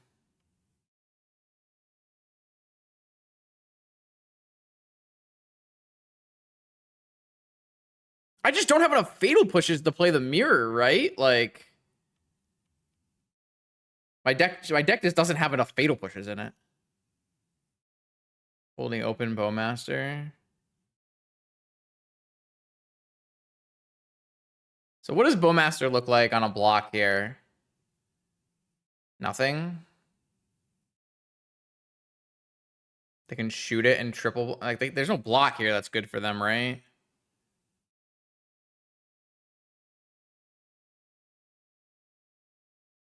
I guess they could just shoot me and then make a 2/3. Is that even good? I'm not sure that's good. Oh, I'm supposed to play the Underground Sea though in case I draw Bowmaster of my own.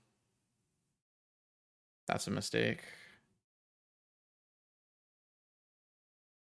Oh, they're just jumping it? Oh, I could have jumped. I think this is fine though. Maybe I should have jumped. I don't know.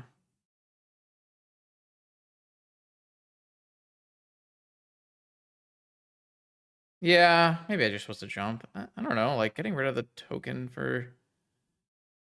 I guess I can't block this thing because it's too big. So maybe it's just shit. I am not used to these frog mirrors, and I think I'm playing it very badly. But like, oh man, I just have no pushes in my deck. Isn't that the key here? All right, bye, Lurrus.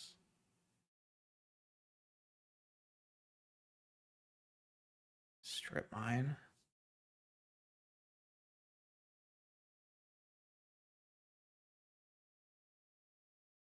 I still think I'm just supposed to attack with both. I guess if I do, I'm dead. They have so many cards now. I have to leave a frog back because I don't have a push.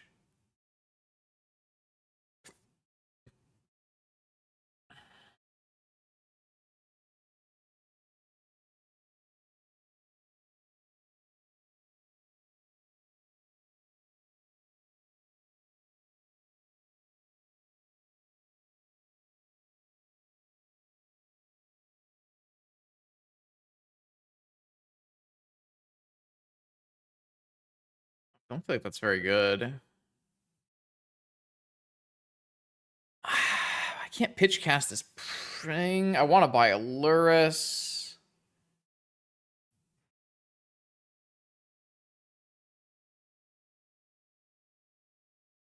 I have to buy a Lurrus. It's just too late though, isn't it?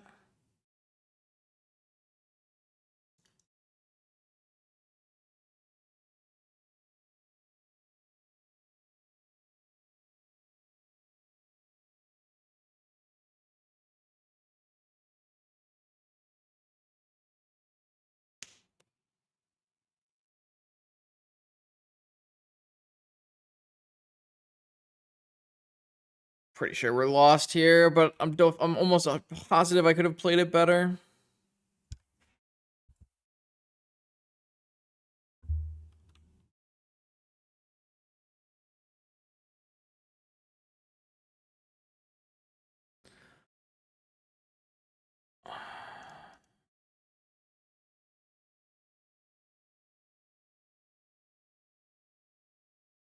There's like no amount of cards I can pitch here that I'll be happy with. I mean, I guess this negation is just completely dead. Probably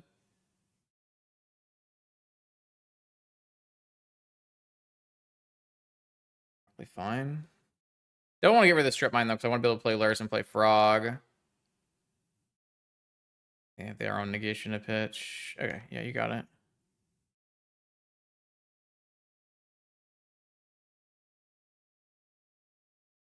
No, they have Wasteland Lurrus. No, I can't play Lurrus. Wasteland's still deciding games, and my two basic.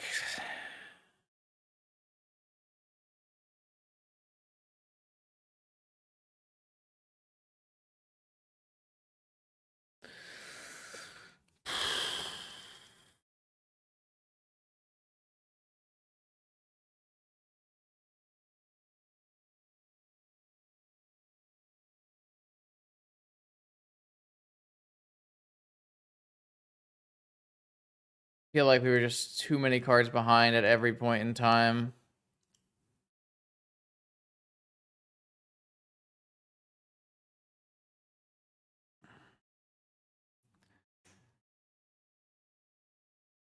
I need to draw. I guess I can't even. I can push a Frog. Yeah, it's 7, and I'll take 6.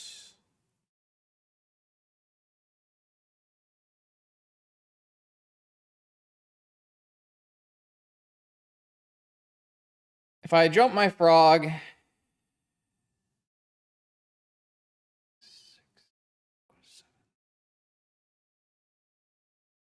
If I jump my Frog and then draw push Frog, and then draw push for Frog, it still will be short damage. Whatever, I'll just draw it. Yeah, I think this game was theoretically winnable if I played better. Maybe I'm just like, maybe the thing that I had to do was not play Frog on turn 2. Maybe that's what I had to do. Like, just getting pushed there was game losing. But what happens if they play their own Frog on turn 2 and I don't have a push? I don't know.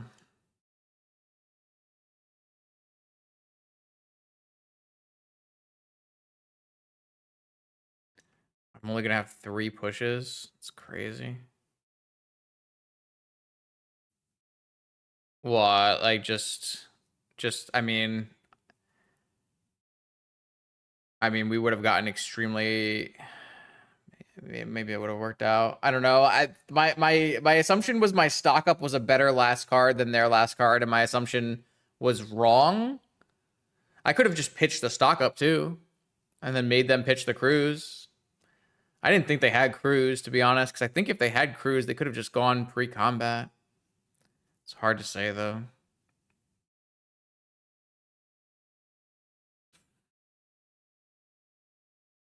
Yeah, I don't know. Like, I don't particularly put a lot of value in force of will. It's like fine, but it's not like crazy. Mental misstep preventing us from getting fatal pushed, but then they brainstorm. I don't know.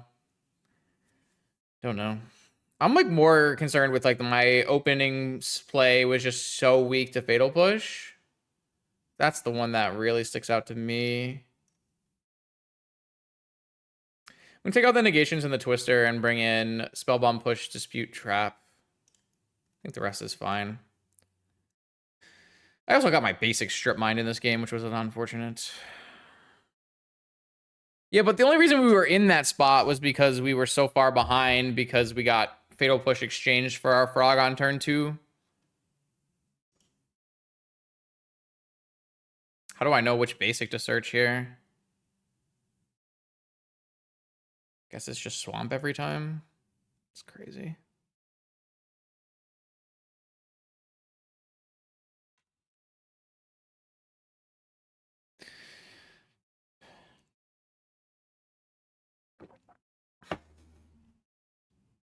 Yep.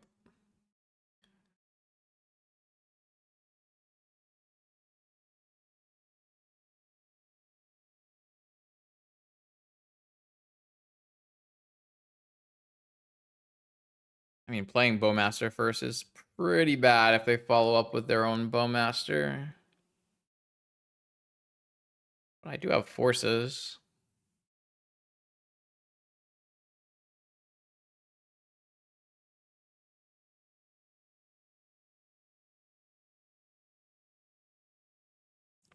Could waste and cycle my spell bomb.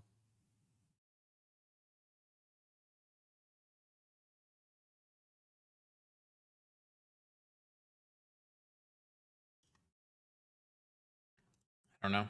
I don't know the answer. Not practiced enough.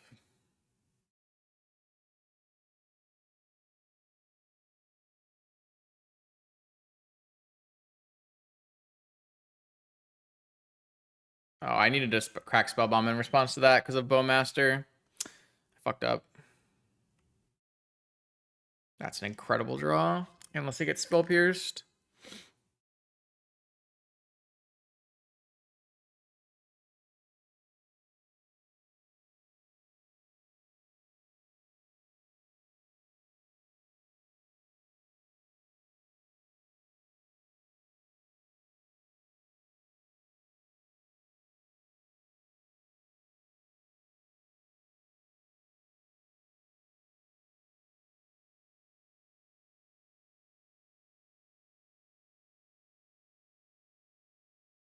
I don't really like how I played this game already, sadly. It's tough. It's not an easy mirror. It's a lot of small choices. I swear to God, my opponent definitely has 4 fatal pushes, right? And I don't. That makes me very mad. Isn't that kind of the key card in this matchup?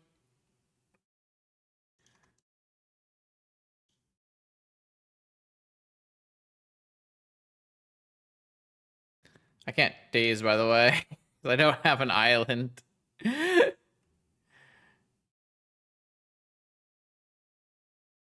I prevent my opponent from delving?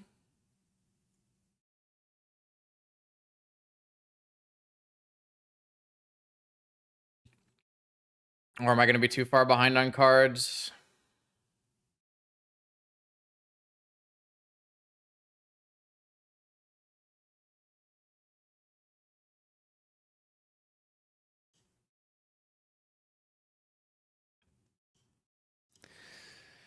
Don't think I'm beating a freaking delve spell here, so kind of forced into it.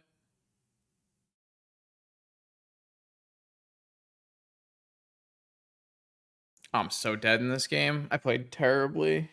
Played so badly.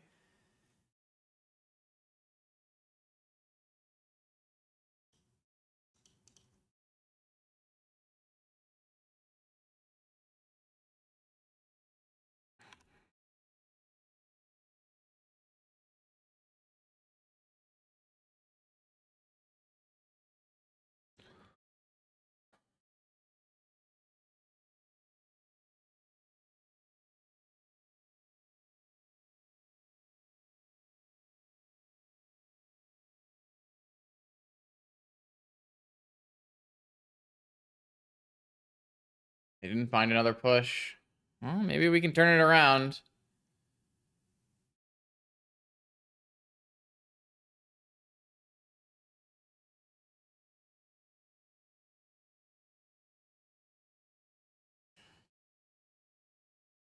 Yeah, I mean, we knew that going into this event that I was not gonna play this optimally. I love how this frog looks when it's tapped. It's kind of awesome.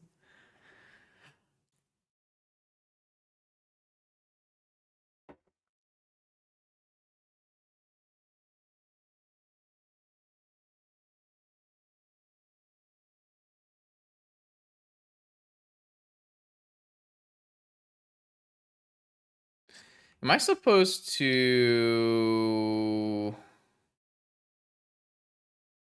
They're not gonna buy Lurrus, which means they have their own Bowmaster. I'm supposed to wait. Like, the only reason you don't buy Lurrus here is you have a Bowmaster, right? Or I guess they could technically be holding up Spell Pierce, but like buying Lurrus means you are better in the frog head to head.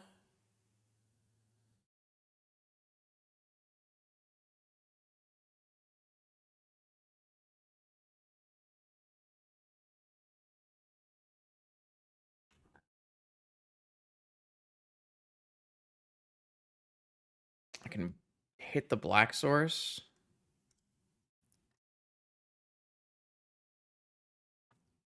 Out of wastelands. No, you're holding up blue.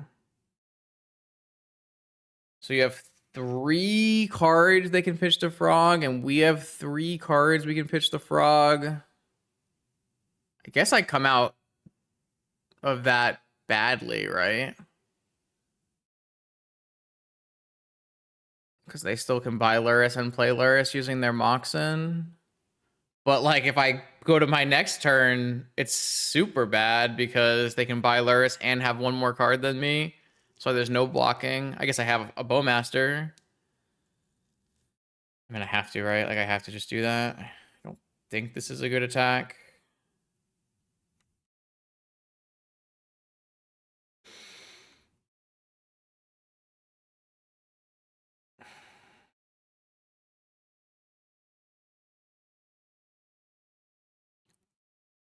Hmm. Frog is such a cool card. It's a really fun card. It's a really hard card to use.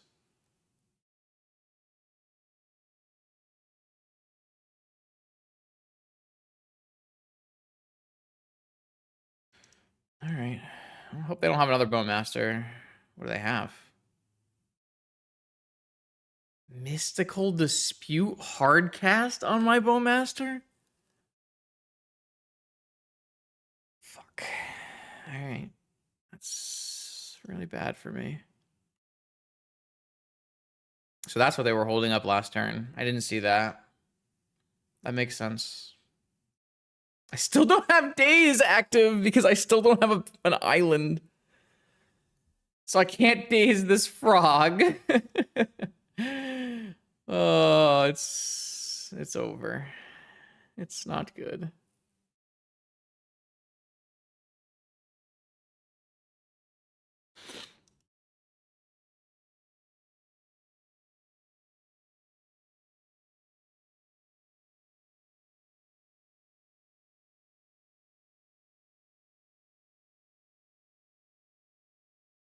This isn't really a winning swing. My opponent has 5 mana. Like they'll just eventually Lurrus everything back. Like it's not. This is not winning for me.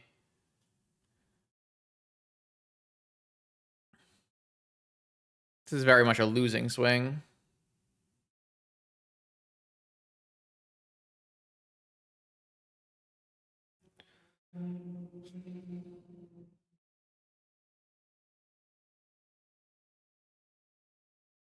I didn't even get to keep my last card here.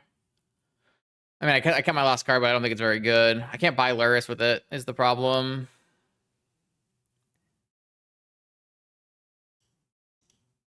I can't get a black source because I get wastelanded.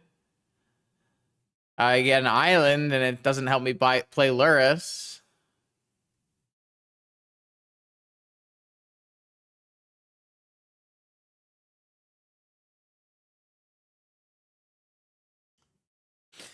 You get Undercity Sewers.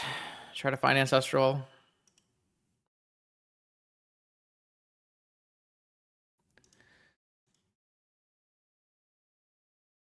Found Ancestral.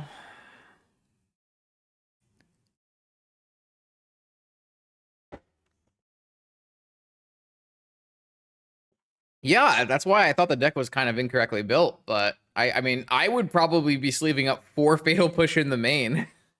If I was to play a metagame where the 2 most played decks are Blue Black Lurrus and Mono White Initiative, then doesn't 4 Fatal Push sound a lot better than 2 Fatal Push?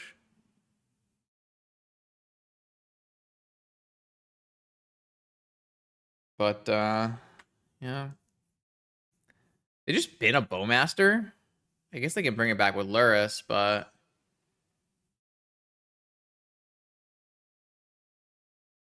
I gotta attack first in case I draw a land, which lets me play around Spell Pierce. Did not draw a land that lets me play around Spell Pierce. Alright, well, I can't cast that.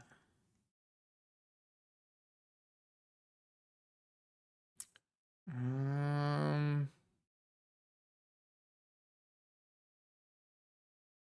don't want to run into Daze for no reason. They have Spell Pierce. Oh, I feel like every point in time that I've tried to do something, like I just gets directly answered by the most obvious possible thing that could answer me. Now they get to play Lurrus and rebuy Bowmaster and they're dead. Oh man, I don't know.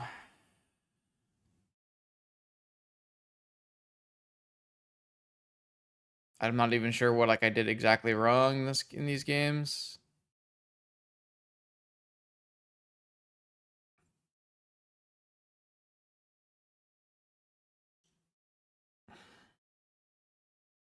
I'm sure there were a lot of things, but I feel like it's not exactly. I don't feel like these games were.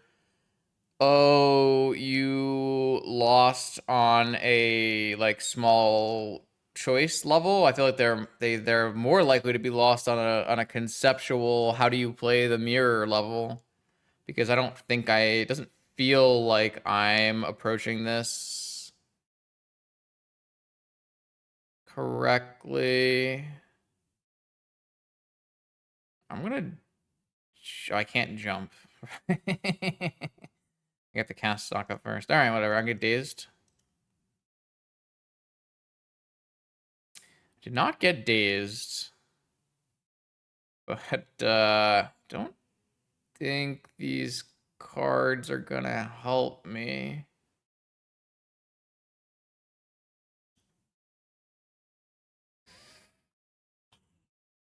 Oh, not with a Bowmaster in play. Now they get to buy a frog back. I played the early section of this game really badly, though, so it's kind of on me. I also used a spell bomb to prevent a cruise, which never happened until now. It's unclear if they had a cruise the whole time or they just drew a cruise, but certainly lost card advantage in the early game. Ugh. Yeah, all right. Let's get out of here. I don't really think either of those games were particularly close, unfortunately. All right, here we go. 2 and 2. Have a cat. We'll travel. Lost another die roll. No cat for the opponent. Am I keeping this versus no cat on the draw? Yeah. Oh, I'm always keeping a negation. These stock-ups have not looked very good, right? We've not really... I mean, they look good for our opponent last round, to be fair. But I feel like we've never had the mana to cast our stock-ups. Not sure. I can't say that I've been happy with the stock-ups. They mold to 6. We kept 7. Not a happy 7, though.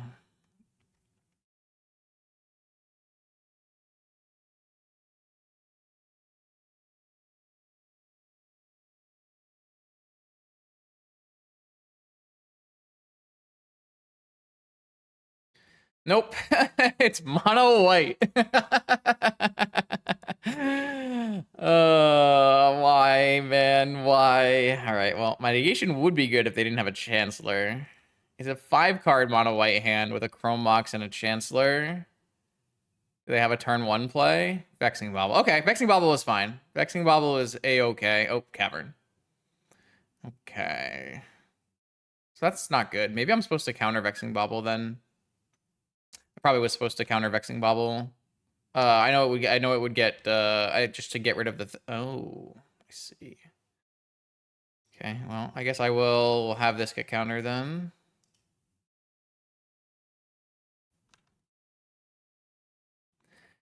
Yeah, but like the problem is negation and spell pierce both do nothing right now. They have no follow-up creature though. But I can't fetch a surveil land. So I have to hope I just draw a land. And not a Mox. It has to be exactly a land. And it has to not be a wasteland. I guess a wasteland's okay. I drew basic. That's pretty damn good. That's pretty damn good. That's gotta be the best.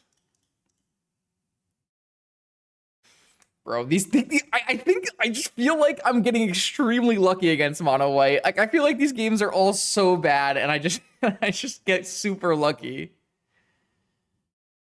Clarion Conqueror. All right. Well, I am going to discard Force of Negation. I am going to discard Spell Pierce. I am going to discard. Do I want to discard an extra stock up? This is a cool Clarion Conqueror, by the way. I've never seen that before. It's pretty sweet. I could make it a 5/5. 4 attacks. Like, what if they play another 3/3? I'll have regretted not making it a 6/6, but I don't think 5/5 or 4/5 make any sense. And I don't think I want to pitch. I want to pitch some stock ups. There's like no follow-up creature that's not going to give 3 power though, right? The problem is like pitching 1 stock up doesn't change anything. I guess it changes the clock for 1 extra turn. I don't think 2 does anything good besides change the clock for 1 additional turn. They have 1 unknown card. They didn't have another 3-drop last turn, so that means they... Well, it doesn't mean they drew this turn, because they are turning off their Chrome Mox. So maybe the clock does matter. I'm going to pitch 2 for clock purposes.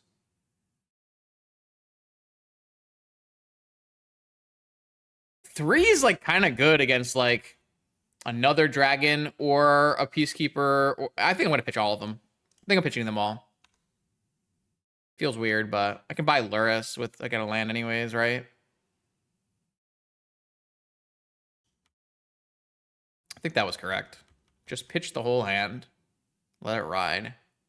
Oh, they immediately free it up. It makes sense because they want their white mana back. Yeah, this looks winning. This is a spot sick draw that I agree. I think it looks winning by just having Frog. But my opponent had a very anemic draw, so... Another Chancellor and a 3-drop. Okay. I don't have any basics to search, but that was part of the deal here.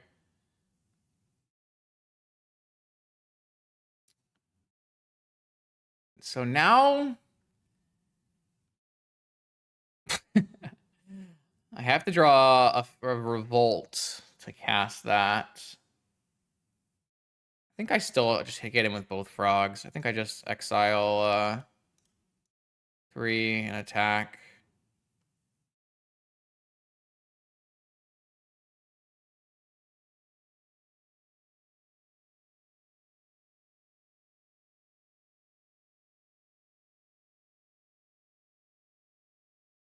All right, well, none of those kill White Plume Adventure. I feel like Revolt is kind of hard to get. Yeah, I don't think I like block with Big Frog, unfortunately. Just because I want them to die, right? I don't know. I could be wrong. Feels like block with Big Frog is kind of bad, but like What does this do? This means they go down the loss well for next turn. Like,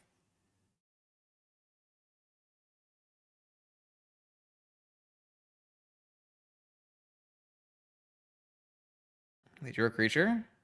They drew a cleric. Okay. So now I think I just hop the lethal frog in when it's lethal on the next turn. Just pitch a spell pierce, hop a frog in. Now we have removal though. I think everything just wins. They have a seasoned dungeoneer. Wow. So I can buy Lurrus, play Black Lotus, Fatal Push, seasoned dungeoneer.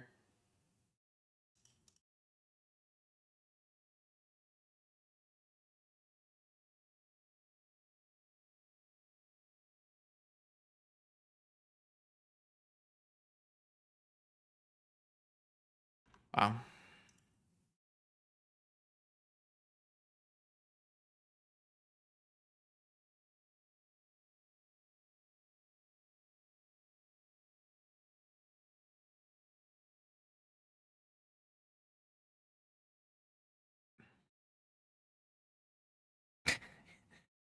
Bowmasters is like a pretty nice one.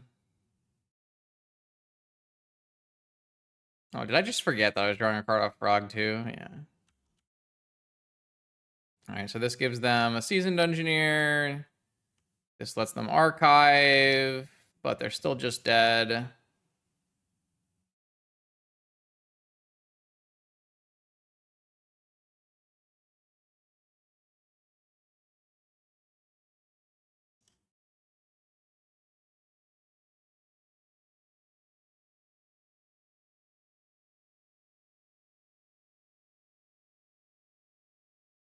Yeah, I mean, that was a really close game for how far ahead we were.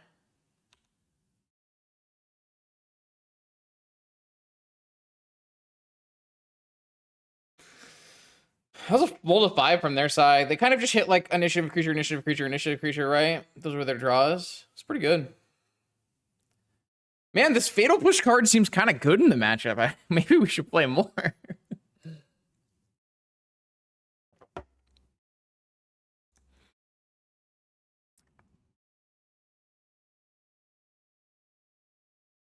It would suck to try to play against Mono White and not draw my Fatal Push. that would be unfortunate, wouldn't it? Oh man.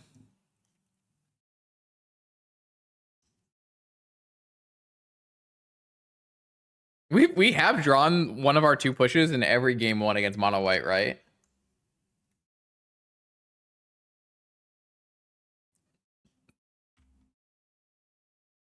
Good God. Surely this isn't a keep.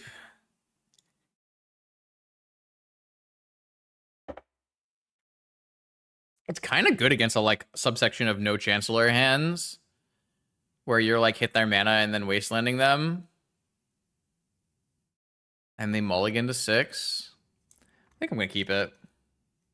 It's pretty bad against Chancellor hand, but mulligan to 5.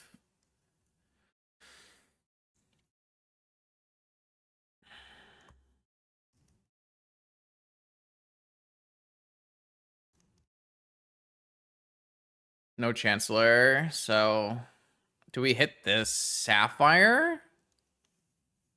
I don't think we hit the Sapphire. I don't think that changes anything. Oh, they just have nothing. I see. I mean, it wasn't multi 5. Only wasteland their wasteland. Don't want them to play a cavern.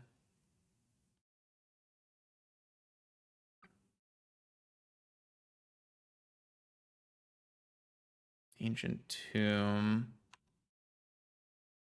It's probably another wasteland.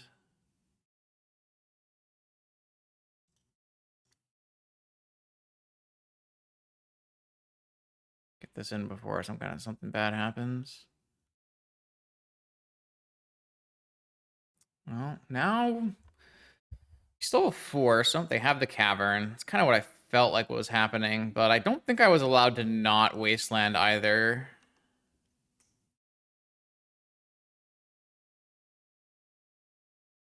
Cruise. I think it's just Bowmaster.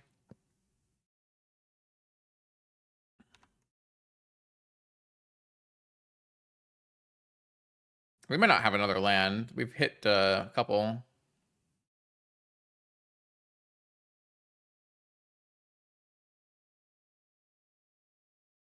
Yeah.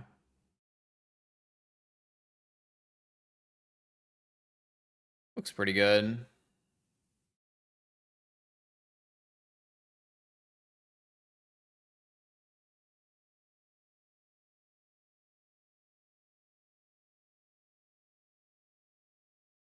That lets me buy Lurrus.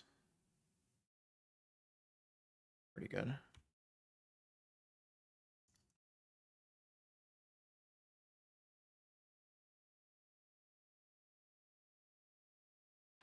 Yeah, just mono white. Sometimes your 7-card hands are unbeatable, and sometimes they have to multi 5. Kind of like a bizarre deck. That's not happening.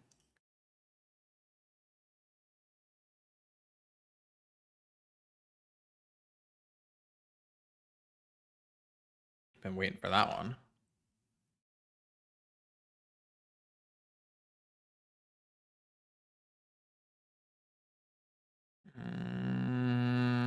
I guess. I think I'm still playing Lurrus -1 damage. Just a better use of my mana.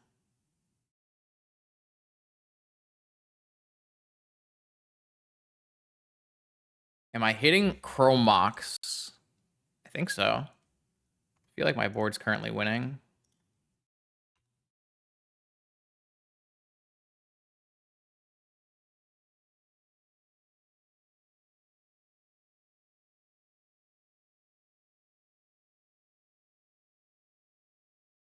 Yeah, all right. Well, I got nothing left, but I have all the mana and all the dudes, so 3, 5, not lethal yet. Now it's lethal, but then they play a dude. White Plume. I can still get in my attacks with my Orcish Bowmasters. Hell, I think I can get in with Lurrus. Double Bobble first, too. Do I want to double Bobble first? Or do I want to rebuy Bowmasters? Attacking here is have to block here. Yeah.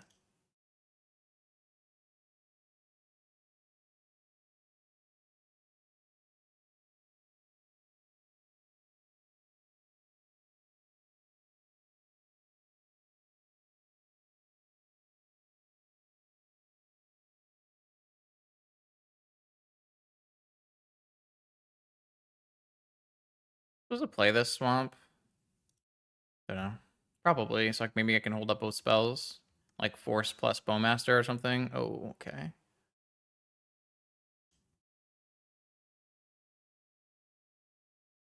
Oh, I could have gone for them. Oh no, I'm sorry, opponent.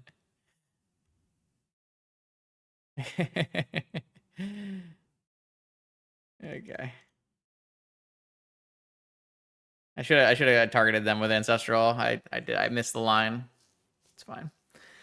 Yeah, I was a little slow roll, yeah. It's not a slow roll if I'm just bad, right? All right, 6th and final round. Fast challenge. Won the die roll. Have a cat. Opponent has a cat. Not mono white. Yay. Yay. Exciting.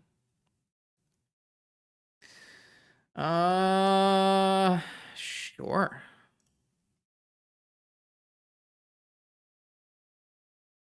Am I casting stock up?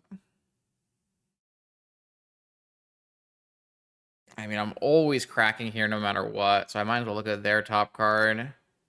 Because I'm either buying Lurrus or I'm playing stock up. They are PO.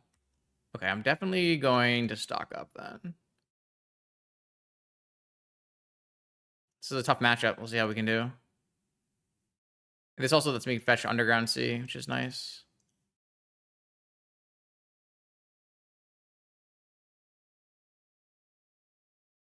Ancestral Force, Ancestral Misstep.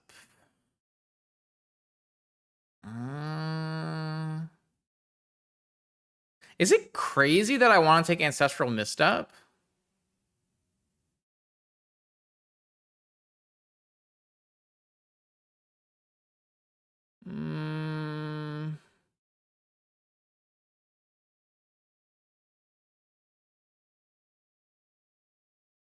Can't protect my Ancestral from their force unless I go on their turn, which I could.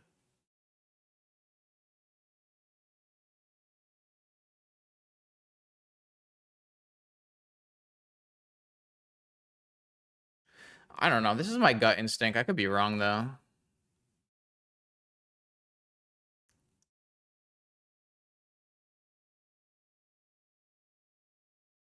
I drew my Fatal Push. No. This is the matchup I don't want the Fatal Push. And maybe just 2 Fatal Pushes means you automatically draw a Fatal Push. Oh, Mox. Vexing Bauble. Oh, that's pretty good mental misstep target.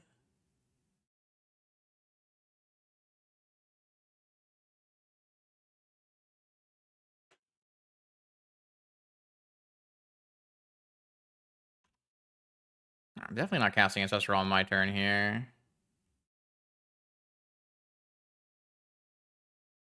Oh, they have their own Ancestral. Jesus. I can have Flusterstorm or Pyroblast back up for this. Well, that sucks. Maybe I should have negated Bauble. We know that one of their cards is Paradoxical Outcome. God, if I get Flusterstormed, I'll lose my mind.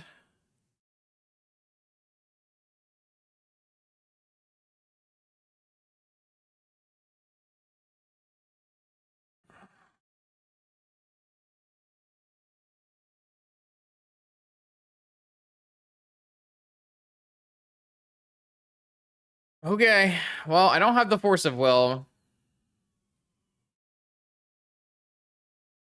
I can't cast Frog off of this. So I guess I'm buying Lurrus. This doesn't look good. I'm not gonna lie to you. This is a tough matchup, though. But I resolved a stock up. I do have Lurrus Bauble, so I can technically pitch a Frog.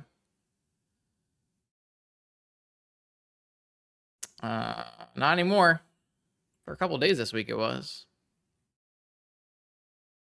I think we're dead. We're dead.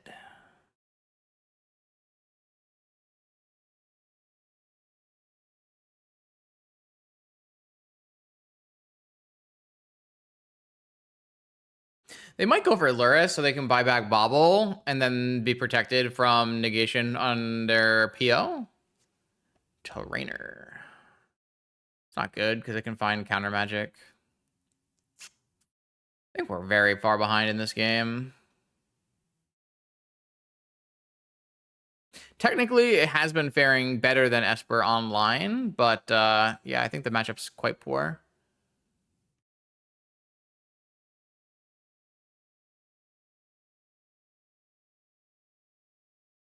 Snapcaster Mage. Okay, well, I can at least negate this. It leaves them with last card PO, and I still will have a counter, so this is not that bad for me. I'm gonna pitch the frog so I can have hard cast negation. Wait, why do they have 2 cards? Unclear. Wasteland. All right, well, I think I have to hold up everything, so this can put them off of Demonic Tutor. This puts them off of Thunder Trap, Flame of Anor.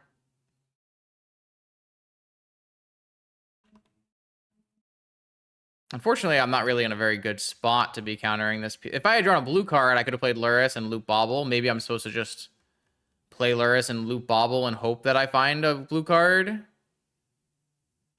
Yeah, but I have Fatal Push for Lurrus. So I think it's okay.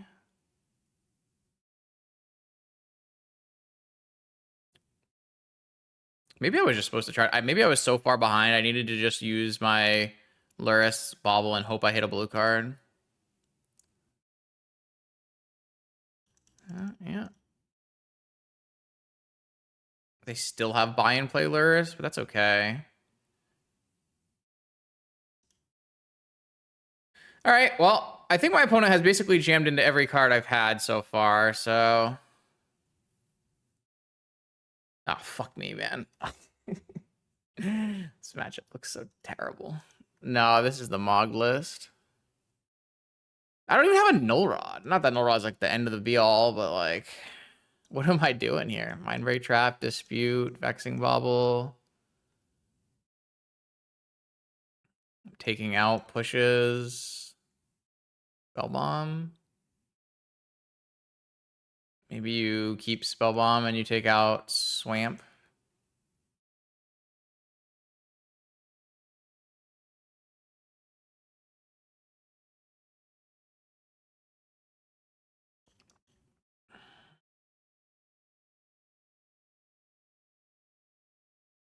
I know I'm not leaving in push. Got Bowmasters. That was brutal. But it was kind of my fault, right? I could have negated Bobble and then misstepped Ancestral. That feels like an impossible play to make. I feel like you always are mental misstepping the Bobble there.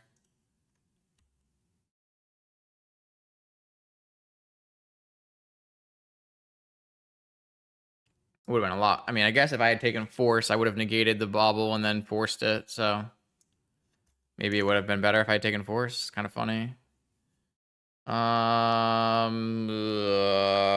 Is this a hand of Magic the Gathering cards that I'm allowed to keep?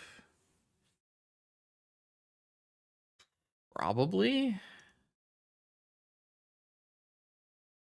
I have the Lorien, so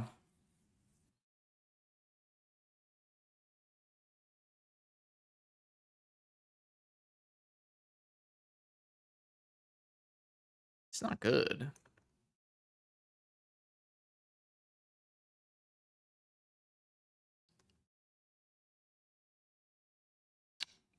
Okay. Okay. It's a pretty good Lurrus hand, actually. Time Walk, maybe? Thunder Trap Trainer? Everything's good. And a fetch. So they can buy Lurrus and have double Bobble. It's pretty good.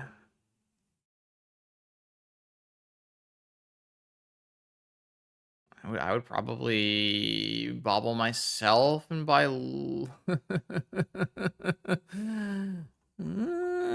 yes.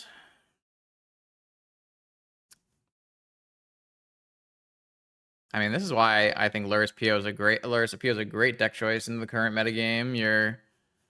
You crush Frog and you crush Mono White. Feels really good.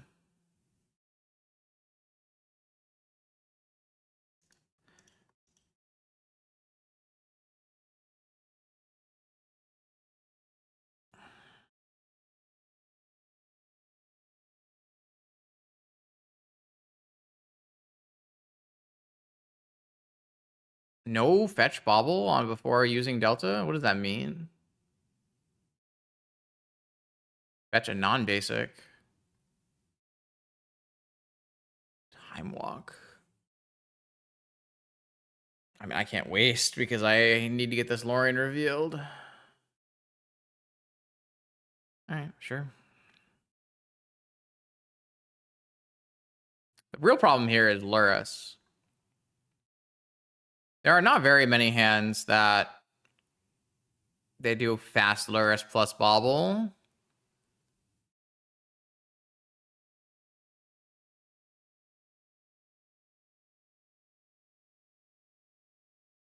This is one of them.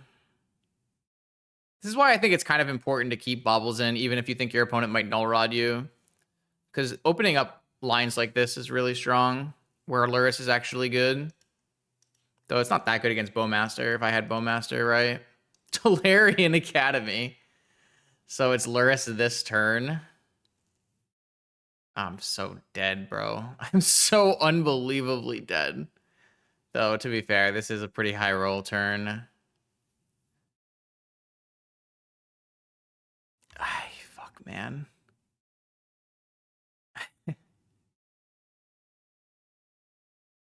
I can't... If it was one bobble, I could negate the bobble, but, like... There's just no way I can negate this. Are so we need exactly like Bowmaster off the top. That's the punish here.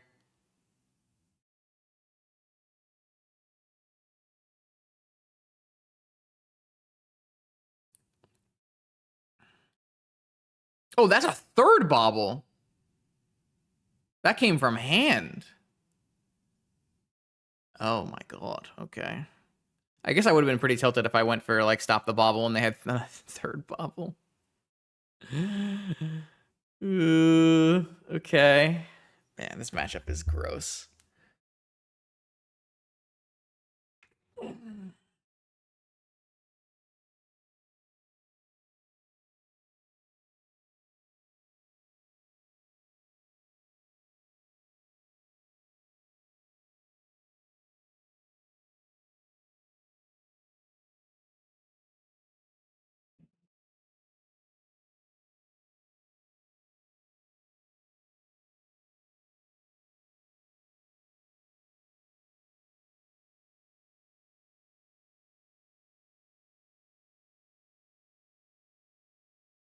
How many cards are they drawing on my upkeep? 3?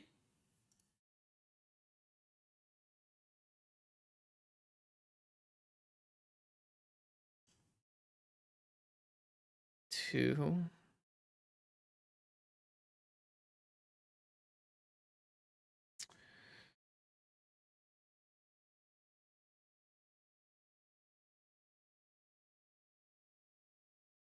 Well, yeah, I think people should be playing more PO, but they're not for whatever reason.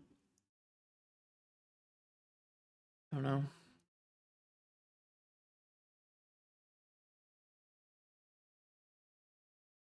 This paper vintage top 8 is crazy. It's Esper Lurrus, Bug Deathray Shaman Lurrus, Bug Deathray Shaman Lurrus, Esper Tinker, Esper Control, non-Lurrus, Lurrus Breach. Oh, and another Esper Lurrus.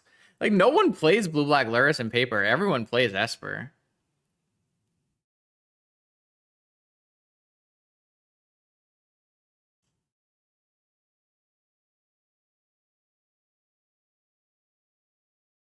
That is a classic Four Seasons top 8, yeah.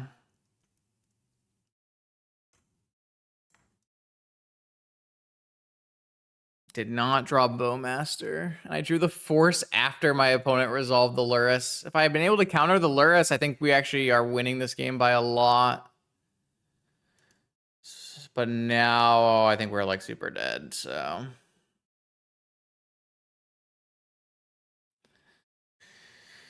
Yeah. I think we're so dead.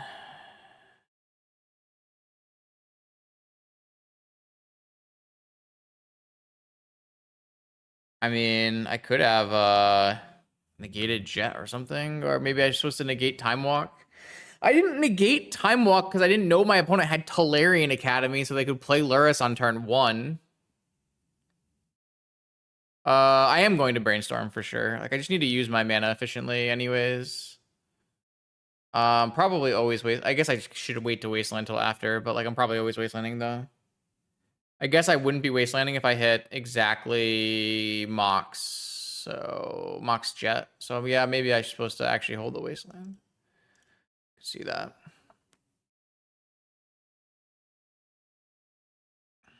Now they're gonna look at my top card, but what if I have Lotus? What if I have Lotus Bowmaster? Don't cur.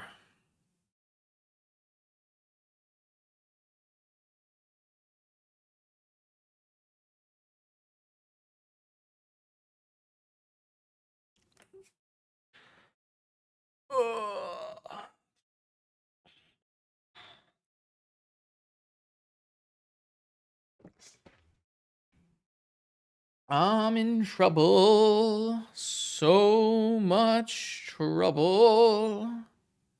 These cards stink.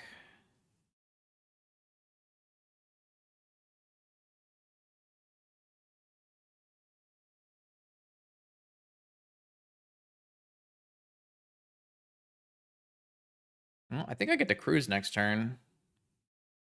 Right? Okay.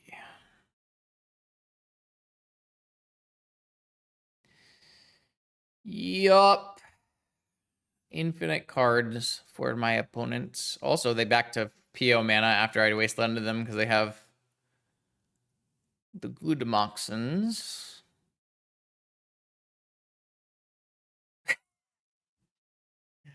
Yeah. Yeah, that's not good. That's not good. Get me out. Get me out. Get me out. Get me out. Get me out. I want out, chat. I want out. I want out of my wild ride. Oh, I want out. I want out. Get me out. All right. Well.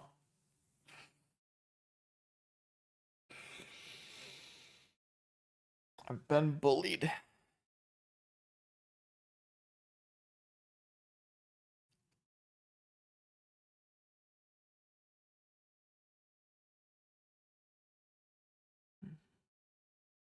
My opponent's like 8 cards deeper than me. They also looked at their top card and decided it was good. Who does that?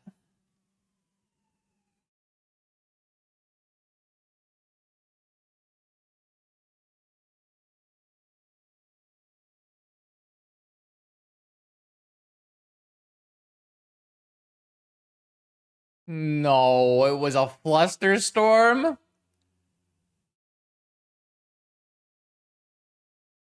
Oh, Brainstorm.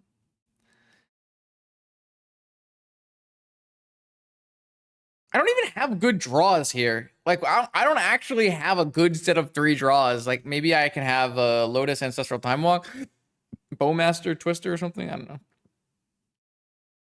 It's not like I have a Null Rod in my deck.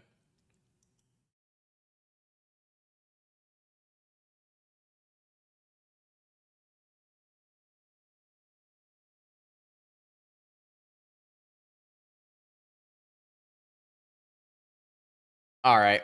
That matchup looks so lame, which is why I'm on the other side of it.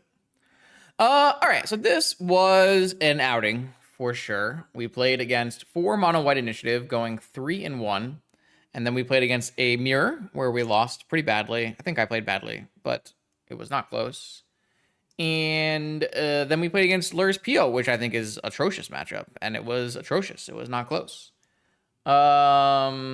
I don't like this list. Even if I do think that Frog is the deck to beat and the best deck in the field at the moment, this list does not do what I want it to do. I think the deck has too many stock ups. I think the deck has not enough removal. I think the deck has not enough null rods. There are a lot of cards in our sideboard for Dredge. A lot. A lot. No, actually, the PO deck is basically the PO deck gets to just be a better frog deck. The PO deck gets to cut its forces because you have nothing you have to force and play a bigger stock up control deck that also has the way to win. The PO deck is extremely favored versus the frog decks. Do you need the other Moxen? Well, if you want to cast stock up, I feel like you need the other Moxen. That being said, we did not cast very many stock ups today at all, no matter what we had. So yeah. I think I would cut down to like 2 stock ups or something and try to maybe cut the off-color Moxen and go back to what was actually working for this deck, which was more removal, more baubles, null rods. Cameo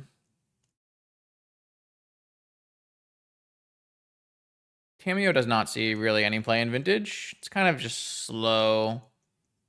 And there's technically is a lot of removal in the format. Yeah, I would probably not want to play the Ruby and the Emerald. I don't think this experiment went very well, to be perfectly honest. But I also think like our matchup spread was really weird, but it's also the expected matchup spread, so it is what it is. The one card that I think was definitely impressive in the deck today was Time Twister. Time Twister was great. I think that's the only card I can actually say was great today. And Fatal Push was great. Except for when I played against Lurrus PO and it was a dead draw. Yeah. Anyways, that's what I think. Obviously, like I said, I don't think I played very well today, so I don't think I did. I mean, to be fair, if I didn't play very well, and I thought our deck list was bad, and we still went 3-3, that's something. But also, like, it's kind of a fake 3-3 because we played against Mono White Initiative 4 times, right? Like, no, you don't want to play Ponder. Ponder is very, very bad in the current metagame. Tapping out so you can't play your 1 mana interaction, not playing at instant speed, drawing cards against opposing Bowmasters. Ponder is not a very good card right now in Vintage. Yeah. But yeah, I mean, that's the state of things. I definitely wanted to make sure we got this video, but like I said, I think for the next, I have big major MTGO events coming that I'm going to stream. I'm going to stream live. There's very little chance I don't play Lurrus PO. If people are going to be playing Mono White Initiative and this Frog deck as the most played decks by far, I think Lurrus PO is easily favored into both of them. The only matchup you don't really want to see as Lurrus PO is Dredge. And even that, like, not the biggest deal. If you really want to beat it, you could put some ley lines in the board for it. But I don't know how much you want to beat it. It'll depend on what I think the metagame share will be for Dredge for these events. If Dredge is still like polling at, you know, 3rd or 4th highest play rate, then yeah, maybe the sideboard becomes 4 ley lines. Very possible. But those are things to think about for another time. For now, I'm signing off. More vintage gameplay on the YouTube channel every Monday, Wednesday, and Friday. I'll see you then.